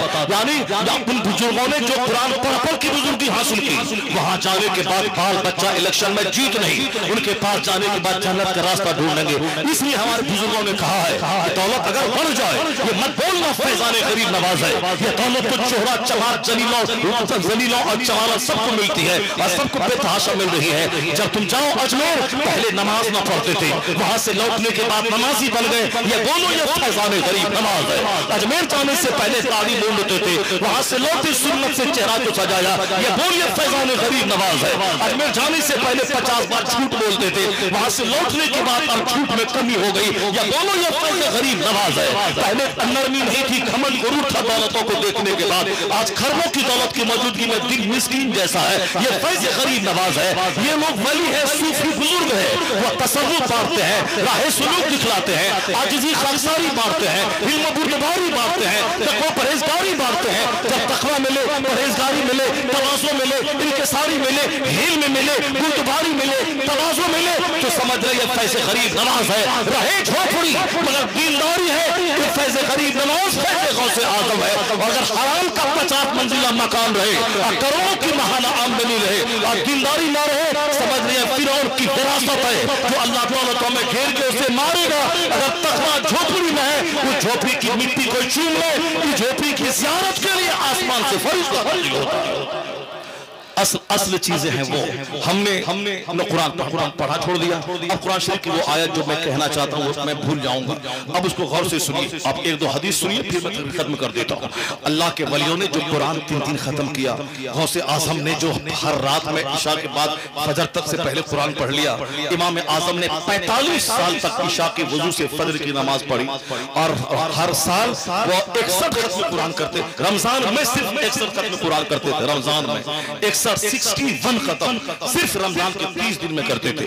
आने वाला रमजान दस्तक दे रहा।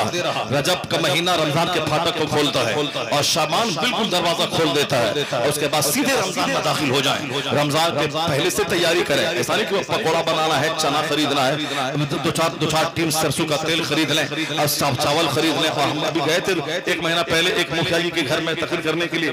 मैंने देखा चारों तरफ वो छज्जा होता है, उस छज्जे में वो साहब फॉर्चून का डब्बा था, सारे डब्बे चारों तरफ से। मैंने कहा कि फॉर्चून का कारोबार आप करते हैं क्या? कहा नहीं, वो तो डब्बा है जिसमें तेल लाके खाते पीते थे, अब सारा डब्बा खाली है। वह सब में वह मुढ़ी को भर दिया। मुढ़ी और चूड़ा जो बंगाल और बिहार की मखसूस ग़िज़ा है, मुढ़ी और चूड़ा।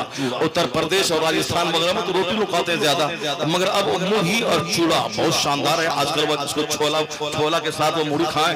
अब पूरे हिंदुस्तान में आजकल धीरे धीरे बंगाल से जा करके पूरे हिंदुस्तान वालों को मुढ़ी खाने की आदत अब लग गई है। पहले लोग भटोरा खाते थे साहब, छोला भटोरा, और अब लोग वो खा रहे हैं फड़ी और मुढ़ी खा रहे हैं। सब में मुढ़ी भरी हुई हजरत। मैंने कहा क्यों? कहा रमजान जो आने वाला है, यानी रमजान आने वाला है, आप उसके लिए मुढ़ी भर दिया उसमें सब में, ताकि खूब खाएं और खूब आने वाले मेहमानों को खिलाएं। तो रमजान आने की ये तैयारी है। अब से मुढ़ी है, चूड़ा है, जलावन है, तेल है, घी है, चना है, घुमनी बनाना है, और साहब वो मसूर की दाल है तो चना की दाल है, उसके बरी बनाए, कचरी बनाए और साहब घुगनी बनाए, वो सब बनाते रहे। ये रमजान की तैयारी होगी, हमारी माँ बहन की तैयारी है। और हमारे बुजुर्गों की तैयारी कैसी थी कि सरकार दो जहां इस्लाम रजब में रोजा रखते थे और शाबान में अक्सर रोजे रखते थे। और ये कहते थे कि शाबान चूंकि रमजान से मिला हुआ है और पूरा महीना इबादत का है, इसलिए उस महीने में रोजा रखने की आदत लग जाए। उससे पहले शाबान का रोजा रमजान के रोजे के लिए आदमी को अंदर से तैयार कर देता है, ताकि अचानक रमजान के रोजा रखने में परेशानी न हो, आदमी भूल से खा पी ना ले।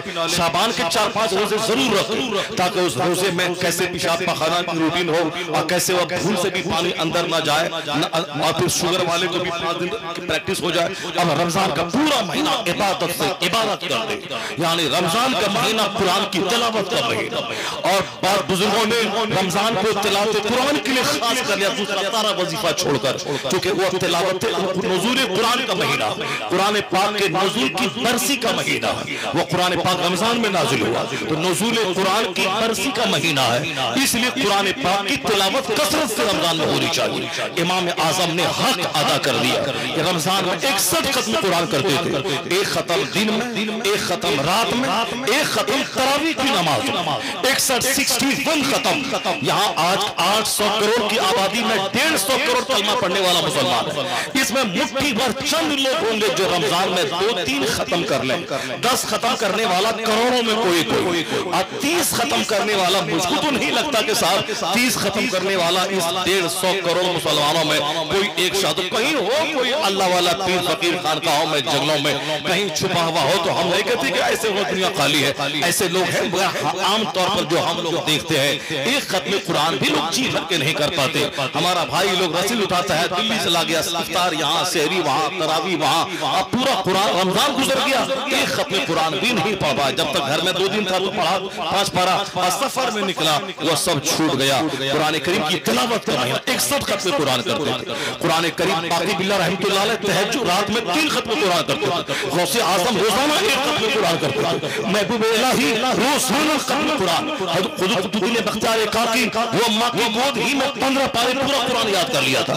सरकार गौसे आजम माँ की शिकम से ही हाफिज कुरान 18 पारे कुरान काफी बच्चे पैदा हुए थे। बहुत साहिब बंदगी मखदूम पंडवा शरीफ के पोता वो माँ के पेट से ही हाफिज कुरान बनकर पैदा हुआ था।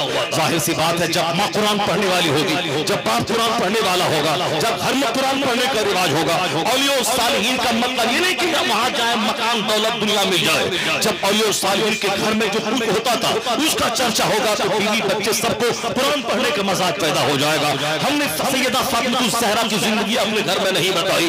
मखदूम कायनात दिन भर अपने हाथ से चक्की पीसना, अपने हाथ से पानी ढोना, अपने हाथ से घर पे झाड़ू लगाना, हसन करीम का खाना तैयार करना, हजरत मौला अली का कपड़ा धोना, सारा काम खुद से करते थे। जिनके घर से दुनिया पल रही हो, जो जन्नती औरतों की सैयदा और सरदार है, जिनका अब्बा सारी कायनात के मालिक को मुख्तार है, सारे खजानों की कुंजियां जिसके हाथ में अल्लाह ने दे दी है, उनकी बेटी के घर में नौकर गुलाम नहीं है, सारा काम अपने हाथ से कर रही है। और फराइज के अलावा रात में जब नफल पढ़ने की बारी आती है तो सारे लोग सो जाएं, तो इशा की नमाज के बाद नफल पढ़ने जब खड़ी हो तो एक एक रकात में सारी रात गुजर जाती। उधर अज़ान बिलाल होती, इधर एक सर्द आह सीने से निकलती, आंसुओं के साए में भीगी पलकों से दुआ करती सैयदा कायनात मखदूम कायनात सैयदा फातिमा, इलाही एक लंबी रात ऐसी बना दे ताकि तेरे महबूब के बेटी दिल खोल कर गलता कर सके। सारा काम काज करने के बाद नफल की इबादत है। हमारे घर में हमारी बेटी के सामने कभी मैंने वो चर्चा नहीं किया।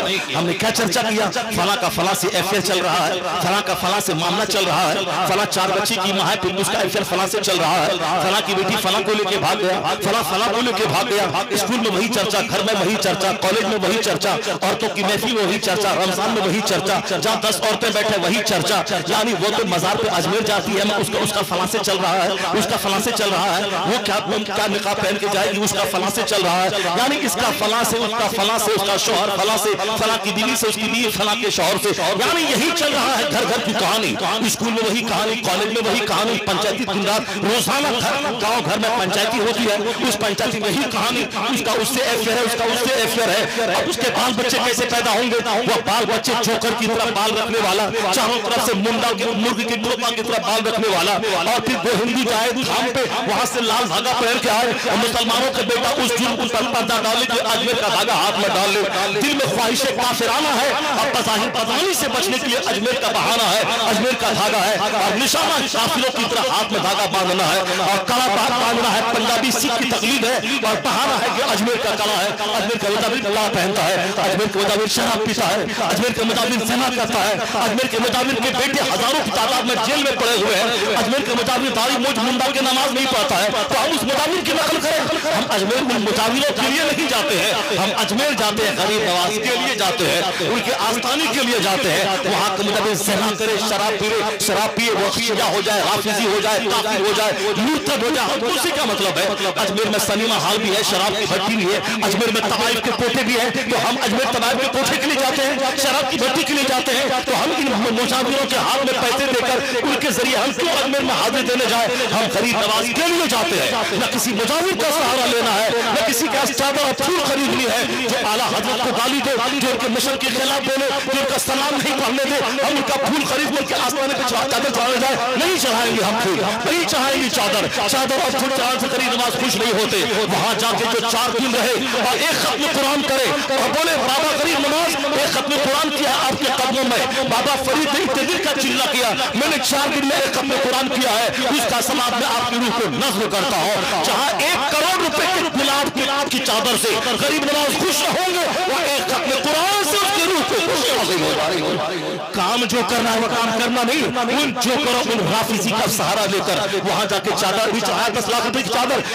इधर फेरा, फिर वहां से उठा, फिर चादर दुकान पे पहुंच गई। यानी जो ड्रामा करता, जो चादर की आड़ में कारोबार करता हो, तो उसकी चादर खरीद के वहां चढ़ाए नहीं। आला हजरत ने लिखा है एक चादर आस्ताने पे चढ़ी रहनी चाहिए, और जब तक वह चादर पुरानी ना हो दूसरी चादर ना चढ़ाए। हमने आला हजरत की तालीमात को ठोकर मार दी, ताक पे रख दिया, और यहाँ चादर चढ़ाने का एक नई रस्म जारी कर दी। अब मिन्नत मांगे, चादर चढ़ा देंगे, फला काम हुआ चादर चढ़ा देंगे। चादर में 300 में काम हुआ 4 लाख का 300 की चादर चढ़ाने आ रहा है, काम हुआ करोड़ों का, और ये 10 रुपए की साफ चिल बताशा लेके मजार पे आ गया है। ना बताशा ना चादर नहीं। आला हजरत ने कहा है कि 4 हाथ दूरी पे रह, एक चादर डाल दे, जिस तरह खाने कबा पे चादर पड़ी हुई है, ताकि दुनिया के सारे घरों से अल्लाह का घर मुमताज हो जाए। और दूसरे घर में चादर डालना ये हराम है, क्योंकि ये शान सिर्फ खाने काबा के साथ है। उसी तरह अल्लाह के वलियों की कब्र, जहाँ हजारों कब्र है कब्रिस्तान में, अल्लाह के वली की कब्र पे एक चादर डाल दें, ताकि वली और गैर वली की कब्र में एक फर्क हो जाए। बाकी चादर चढ़ाने की रस्म आला हजरत ने मना फरमाया है। कब्र को चूमना, कब्र हाथ से कब्र को दबाना, इससे रज़ा ने मना फरमाया है। आला हजरत ने कहा कि तुम्हारा गंदा हाथ जिससे तुम गुनाह करता है, ये उनकी कब्र से लगाएगा। ये गंदा मुंह जिससे 24 घंटे 50 बार झूठ बोलता है, ये गंदा मुंह उस पाक आदमी की कब्र से मुंह लगाता है। 4 हाथ दूरी पे रह, 4 हाथ दूरी पे कुरान पढ़, फातिहा पढ़, उनकी कब्र के वसीले से अल्लाह से दुआ मांग, और फिर वहां से पलट जा। ये है अदब अल्लाह के वली के आस्थाने की, अल्लाह के वली की कब्र की। और ये औरतों को आना, भीड़ लगाना, चादरें चढ़ाना, और वहां धमाल मचाना, मर्दों में घुस जाना, ये हराम, सख्त हराम। फजर जो नमाज पंजगाना बाजमात पढ़ना मर्द पे वाजिब है, मर्द छोड़ेगा गुनहगार, औरतों पे जमात से वाजिब नहीं है। जुमा की नमाज मर्द पे फर्ज है, ये नहीं पढ़ेगा तो गुनहगार। ईदैन की नमाज मर्द पे वाजिब है, ये नहीं पढ़ेगा तो गुनहगार। ईदैन जैसी जबरदस्त नमाज इत्तेहाद के मुजाहरे वाली औरतों पे वाजिब नहीं है, उनका घर में रहना जरूरी है। जुमा जैसी फर्ज नमाज वो मर्दों औरतों पे फर्ज नहीं है, वो घर में सोहर पढ़ ले, जुमा का सवाब मिल जाएगा। जमात जो 27 गुना ज्यादा सवाब मिलता है जमात से नमाज पढ़ने का, औरतें तन्हा पढ़े उसे 27 गुना नमाज का सवाब उसको मिल जाएगा। वो तन्हा रहे, क्योंकि जमात से पढ़ने के लिए घर से बाहर निकलना पड़ेगा, और औरतों का घर में रहना जमात पढ़ने से बेहतर है। जुमा पढ़ने के लिए घर से बाहर निकलना पड़ेगा, औरतों का घर में रहना जुमा पढ़ने से बेहतर है। ईद बकरीद पढ़ने के लिए घर से बाहर निकलना पड़ेगा, औरतों का घर में रहना ईद बकरीद नमाज पढ़ने से बेहतर है। जिस शरीयत इस्लामिया में ईदैन जुमा और जमात से औरतों को बरी कर दिया, तो किसने उसे घर से निकाल के मेला ठेला बाजार पे पहुंचा दिया? ये चंद सिक्के खाने के लिए, चंद सिक्के वो आएगी, सिक्का डालेगी और हमारा पेट भरेगा। तमाम दरगाहों के मुजाहिरीन पर मसलक आला हजरत पर अमल करना जरूरी है। वो मज़ारात को पिकनिक पॉइंट न बनाए, मज़ारात को औरत और मर्द, छोकरा छोकरी के मिलने का जरिया न बनाए, मज़ारात को औरतों को यहाँ आके गैर मर्दों से बातें करने, उनके बीच में घुसने, हराम का करने का जरिया न बनाए। मस्जिद जिस तरह पाकीज़ा है औरत नहीं, ईदगाह जैसी पाकीज़ा है औरत नहीं। वरना जिसको हम आज नमाज पढ़ने के 10 घंटे साहब ले फोटा निकाल के, झाग निकाल के, खिताब करके नमाज की फर्जियत पर जोर देते हैं, कोई नमाज नहीं पढ़ता है। अगर औरतों का मस्जिद बचाने की आजादी हो जाए, वहाँ कोई खिताब की जरूरत नहीं है। वह छोकरा जो चौराहे पे भीड़ लगाता है, वह सारे छोकरे मस्जिद में भीड़ लगाएंगे, वह और फिर मस्जिद एक मिलने जुलने पिकनिक पॉइंट बन जाएगा। इसलिए शरीयत में औरतों का घर में नमाज पढ़ना जरूरी है, वह मस्जिद न जाए। आज मस्जिदें पाकीज़ा है, मस्जिद का माहौल प्योर इन्वायरमेंट, ईदगाह का माहौल प्योर इन्वायरमेंट, जब वो माहौल इन्वायरमेंट प्योर है तो दरगाहों के माहौल को मिक्स क्यों किया गया? इसको हिंदुओं के मेला की तरह क्यों बना दिया गया? इस चंद सिक्के की खातिर वो मजावी, चाहे सिक्का चाहे आप तो मत चाहते हो, कम से कम आप कोशिश करें न आपकी जवान बेटी मेला में आए, न आपकी बीवी मेला में आए, न आपके बच्ची मेला में आए, न आपकी बच्चियां मेले में आए, आप नहीं आए। और आप जब आए 4 हाथ दूरी पर फातिहा पढ़े, उसके बाद वहां तिलावत करें, दूर से तकरीर हो रही तकरीर सुने, नहीं तो आप 1-2 घंटा गुजार कर कुरान पढ़ के सवाब पहुंचा के घर निकल जाए, वहां ज्यादा रहेंगे, औरतों को देखेंगे, आपकी निगाह भी खराब होगी, फिर आए थे नेकी काम करने और 1 करोड़ गुनाह कमा के यहाँ से जा रहे हैं। नहीं, घर के आला हजरत का मसलक जो प्यूरिटी का मसलक है, उसके खिलाफ जो काम करेगा उसका भी मज़ार का मेला वह धाम की तरह हो जाएगा। और जो मसलक आला हजरत की हिमायत में उनके मसलक पर अमल करेगा तो मस्जिद जैसी पाकीज़गी उर्द के मेले में दिखाई पड़ने लगे।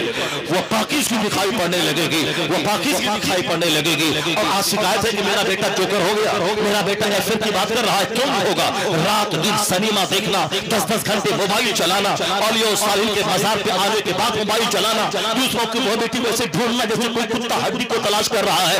अब अगर बोलते मेरा बच्चा बर्बाद हो गया, कहाँ तावीज़, कहाँ दुआ, कहाँ पीर साहब की तावीज़ का असर नहीं किया, अजमेर गए थे कि मेरा बेटा सुसल वाले का गुलाम हो गया, बाबा को नजर करम फरमा दीजिए। बाबा के नजर करम से आम के पेड़ में लीची नहीं फल जाती है, हम आम का पेड़ लगाते हैं। अच्छा अजमेर के बाबा मैंने आम का पेड़ लगाया, उसमें से अखरोट फल जाए, मैं खेत में लगाऊं धान का पौधा, अब बोलूं बाबा साहब तावीज़ दे दो उसमें से अखरोट फल जाए, उसमें अखरोट फल जाए गेहूं के बदले में, बेटा तमाशा लगाएंगे। बाबा लगाया है गेहूं का पौधा, बोलता धान निकल जाए, लगाया है आम का पौधा, बोलता है लीची निकल जाए। ऐसा नहीं होता, कुदरत का कानून है।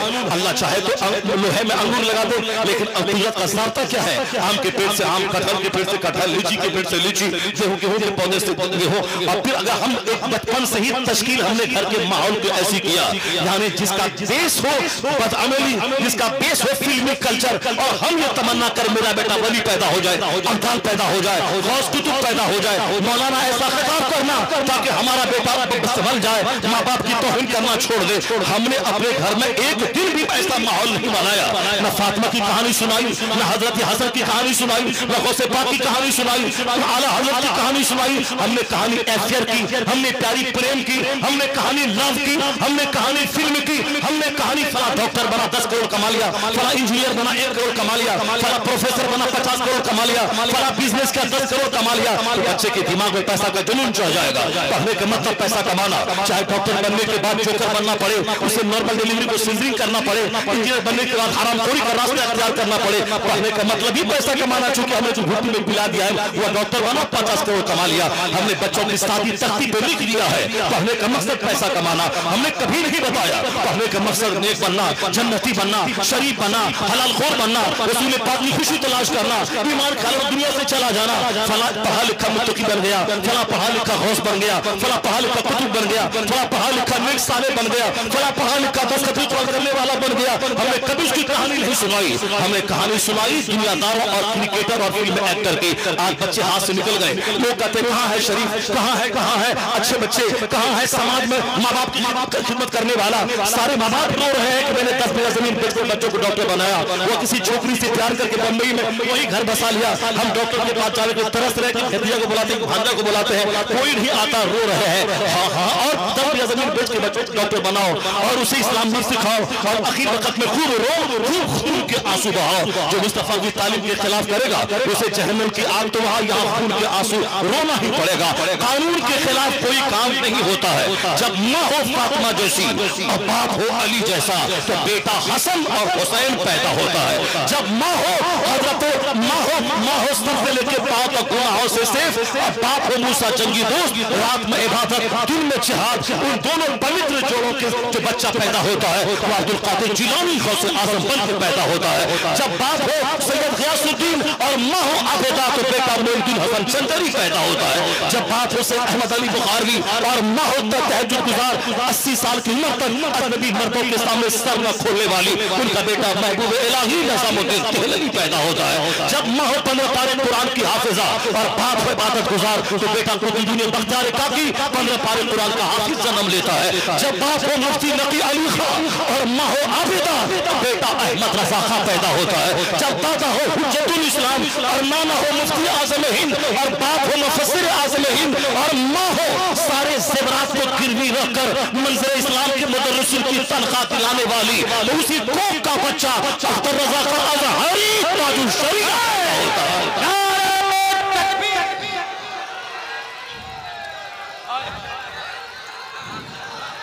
बस्ती बस्ती करिया करिया, बस्ती बस्ती करिया करिया।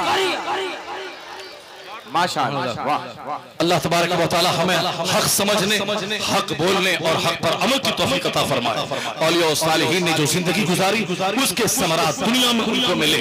नमक रोटी जरूर खाया, मोटा छोटा जरूर पहना, फूस के मकान में रहा, लेकिन रब की रजा की खातिर जो इबादत करते करते जिंदगी गुजारी, अल्लाह ने उसे औलाद वैसी क्रीम अता की।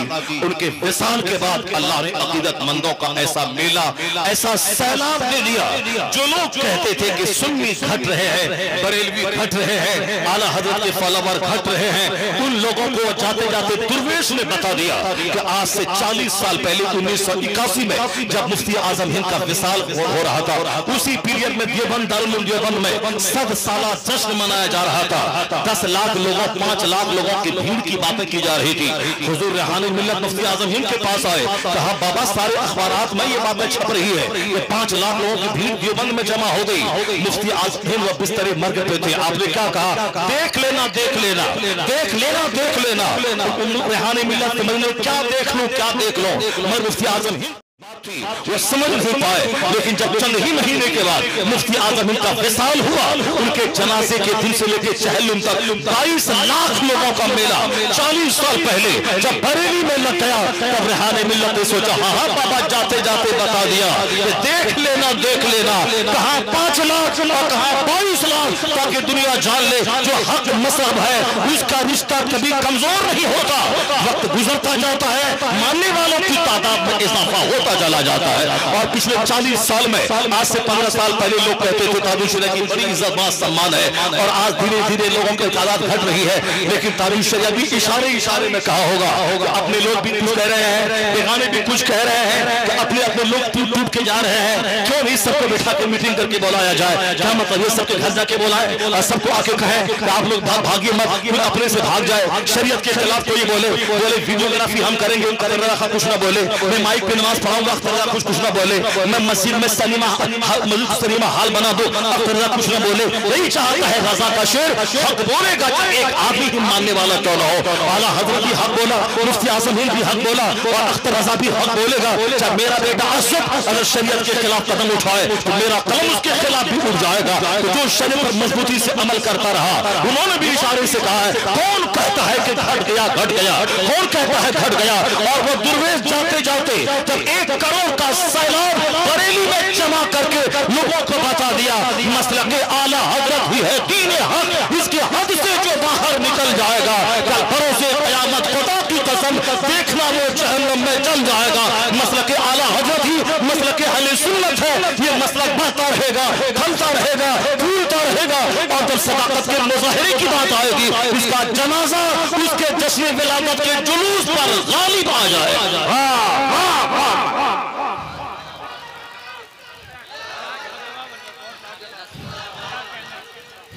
बस पूरी तकरीर का एक निचोड़ समाप्त कर लें आप कि अपने घर में इस तरह का माहौल बना दे ताकि आने वाली नस्लें जान जाए कि ताजुश शरिया कौन है, आला हजरत कौन है, मुफ्ती आजम हिंद कौन है, उनके जीने का अंदाज, उनके रहने का अंदाज, हक पर कायम रहने का अंदाज। और फिर सरकार गौसे आजम की इबादत और रियासत, सरकार खरीद नमाज की इबादत और रियासत, औलिया सालिहीन की करामत नहीं, करामत कभी कभी, और उनका किरदार रोजाना अपने बच्चों को बताए। वही बाकी बिल्ला रहमतुल्लाह अलैह करामत लोग बहुत सुनाते हैं, लेकिन गर्मी कड़ाके की सर्दी में, वो भी काबुल की सर्दी, हाँ वो भी अफगानिस्तान की राजधानी की सर्दी, जहाँ की सर्दी के बारे में लोग कहते हैं कि आदमी बर्फ बन जाता हो। उस कड़ाके की सर्दी में रास्ते से गुजर रहे थे तो सामने देखा कि एक कुत्ता है जो सोया हुआ है, वह कुत्ता सोया हुआ है। आप रास्ते से मुरीदों के साथ गुजर रहे हैं। हुजूर बाकी बिल्ला उस वक्त तक खड़े रहे रास्ते में जब तक कि कुत्ता खुद से नहीं उठा और नहीं चला गया। कुत्ते को भगा के उसको फलांग लगा के आप गली से आगे नहीं बढ़े, उसी जगह खड़े रहे जब तक कि कुत्ता अपनी जगह से खुद से उठ के नहीं चला गया। यानी एक जानवर की नींद में खलल न आ जाए, एक जानवर की नींद में खलल न आए। इसलिए कि हुजूर ने कहा था एक औरत को अजाब दिया गया। वो औरत जिसने बिल्ली को बांध के रखी थी, उस बिल्ली को खाना नहीं दिया, वह बिल्ली उसी कैदखाने में मर गई। वो उस औरत को हुजूर ने फरमाया वो औरत जहन्नमी है। और एक औरत जिसने जो देख रही है कि एक कुत्ता है जो कुएं के इर्द गिर्द जबान को लटका के सख्त प्यास का मुजाहरा कर रहा है। बुखारी की हदीस में आया है कि वो औरत जब देखती है एक लक़द रात इमरातन बग़िया, यानी एक फाहिशा औरत, जब वो देखी कि एक कुत्ता है जो अपनी जबान को निकाल कर खींच कीचड़ चाट रहा है, कुएं के इर्द गिर्द कीचड़ है उसको चाट रहा है, उससे देखा नहीं गया। उसने अपने दुपट्टे और जूते से डोल बनाकर कुएं से पानी निकालकर उस कुत्ते को पिलाती है। हुजूर फरमाते फहिया फिल जन्नह, वो औरत जन्नती है। यानी जो कुत्ते और बिल्ली के साथ हुस्न सलूक करे और जो जानवर के साथ बदसलूकी करे उसके लिए जहन्नम, जो हुस्न सलूक करे उसके लिए जन्नत। जो अपने बाप से हुस्न सलूक करे, जो अपने भाई से अच्छा सलूक करे, जो अपने पड़ोसी से हुस्न सलूक करे, जो इंसान से हुस्न सलूक करे उसके लिए जन्नत की बशारत है। ये काम अल्लाह के वलियों ने करके इबादत की, ईमान स्ट्रांग रखा और मखलूक की खिदमत की का रिकॉर्ड बना दिया।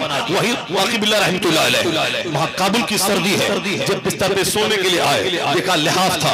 अब लिहाफ में घुसने वाले थे कि एक बिल्ली को देखा, उस लिहाफ में घुस करके बिल्ली सोई हुई है। अगर हम उस जगह होते तो क्या करते?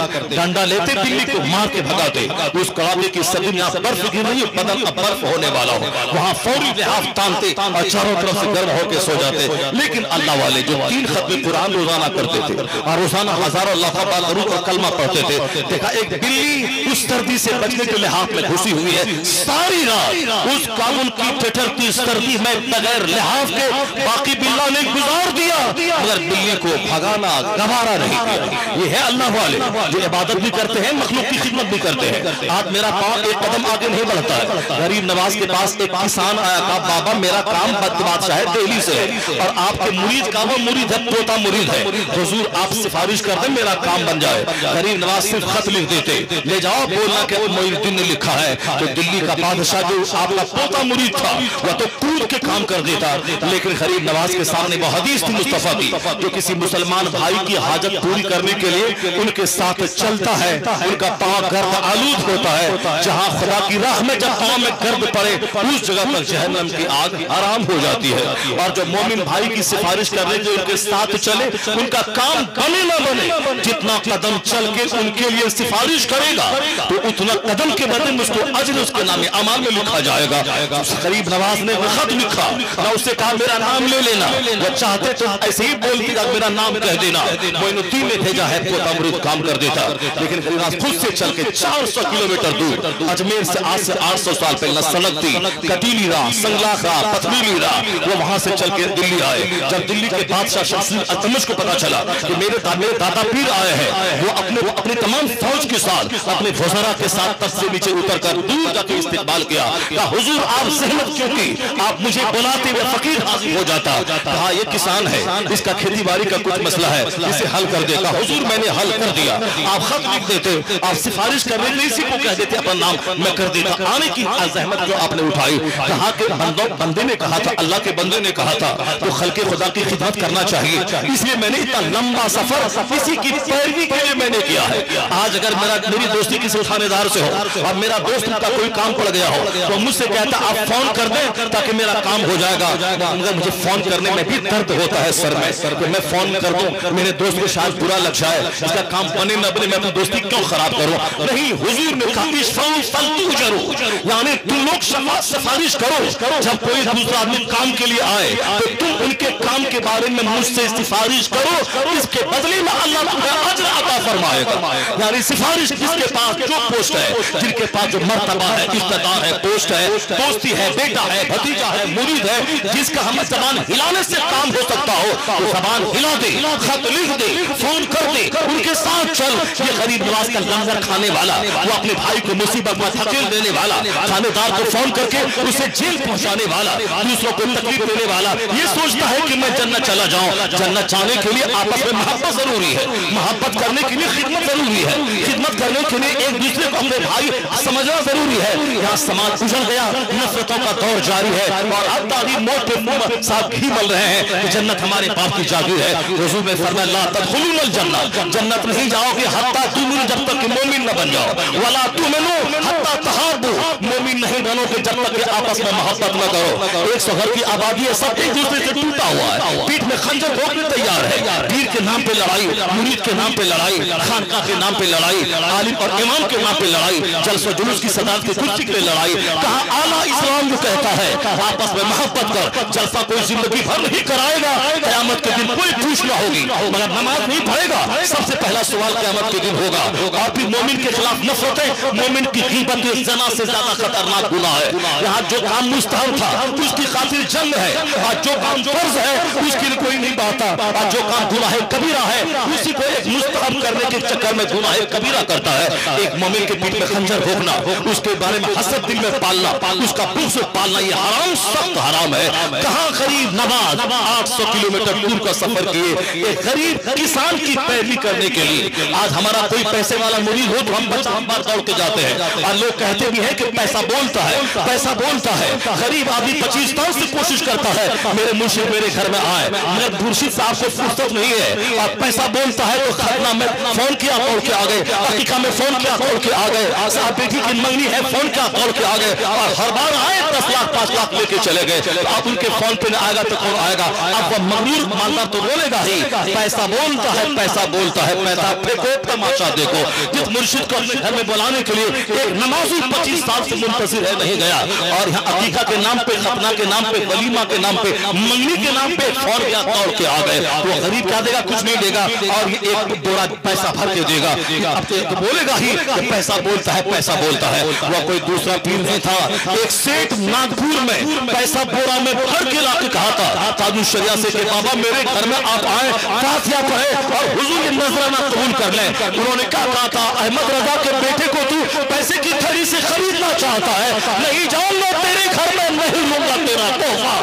कौन है जो इस जमाने में गौसे आजम की याद ताजा कर गया, इमाम अबू हनीफा की याद ताजा कर गया? तू मुझे पैसा से खरीदना चाहता है, ना मैं तेरे घर जाऊंगा, ना मैं तेरा पैसा लूंगा। जो बेइतनाई से इस फसाद के जमाने में लाखों रुपए को ठोकर मार दे, वह कोई दूसरा पीर नहीं, वह पीर रोशन जमीन अख्तर रजा का अजहरी ताजु शरिया। वो रजा के बेटे ने बता दिया कि पीर कैसे रहा जाता है, अब पीर कैसे बना जाता है। मसलक आला हजरत से हट के जीने वाला वह मुरीद के हाथों में अपने आप को गिरवी रख देगा। हक पर कायम रहना उसके लिए मुश्किल हो जाएगा। जिसने तसव्वुफ को एसी से जोड़ दिया हो, जिसने तसव्वुफ को आला मकान से जोड़ दिया हो, जिसने तसव्वुफ को गद्दे से जोड़ दिया हो, उसे तसव्वुफ की भनक तक न लगेगी। तसव्वुफ का मतलब है अपने आप को जिल्लत में धकेल देना, अपने आप को भूख और मुसीबत और जिल्लत को किल्लत से हमकिनार कर देना, रात रात भर जाग जाग कर अपनी सेहत खराब कर देना, अपने आप को अपनी हस्ती मिटा देना, नफ्सानी ख्वाहिशात को तबाह कर देना। उसका नाम है तसव्वुफ, उसी का नाम है राह सलूक, उसी का नाम है मिस्टिसिज्म, उसी का नाम है आध्यात्मिकता, उसी का नाम है राह सलूक। तो अपने घरों में खिदमत खल्क का जज्बा पैदा करें। वो मुरीद रोकता रहा बादशाह दिल्ली, हुजूर क़याम फरमाए, मुझको खिदमत का मौका दे। कहा नहीं, मैं इस गरीब का काम करने के लिए आया था, तुमने इसका काम कर दिया, अब मैं वापस फिर अजमेर जा रहा हूँ। 1 घंटा भी दिल्ली में क़याम नहीं किया, वापस फौरी अजमेर हो गए। 800 किलोमीटर दूरी का सफर एक गरीब किसान की पैरवी के लिए आपने किया। आज 800 साल गुजर गए, आज लोग अपने दादा की कब्र को भूल गया, अजमेर का रास्ता नहीं भूला। करोड़ों आदमी अजमेर की कब्र पे वहाँ गुलाब चढ़ाता है, वहाँ अदरक छिड़कता है, वहाँ गुलाब कुराशी करता है, वहाँ जाके हाथ उठा के दुआएं रब से उनकी कब्र के वसीले से करता है। अरे 100 बीघा जमीन का जोतने वाला उनकी कब्र पे जानवर चल रहा है, और 800 साल पहले खिदमत खल्क अल्लाह की इबादत इस्लाम की तबलीग करने वाला 800 साल गुजर गए, उनकी कब्र पे चूंटी क्या गुजरेगी? वहाँ तो गुलाम छिड़का जाता है, वहाँ तो अत्र पाशी होती है, वहाँ तो लाखों करोड़ों की भीड़ सालाना लगती है, ताकि दुनिया जान ले जो बाल बच्चे जमीन के लिए जिएगा वह दुनिया ही में गुलाम हो जाएगा, और जो रब की खातिर जिएगा मरेगा, खिदमत खल्क करेगा, इबादत करेगा, रब उसे अजमेर से उठाएगा, शोहरत से आसमान पे पहुंचा देगा।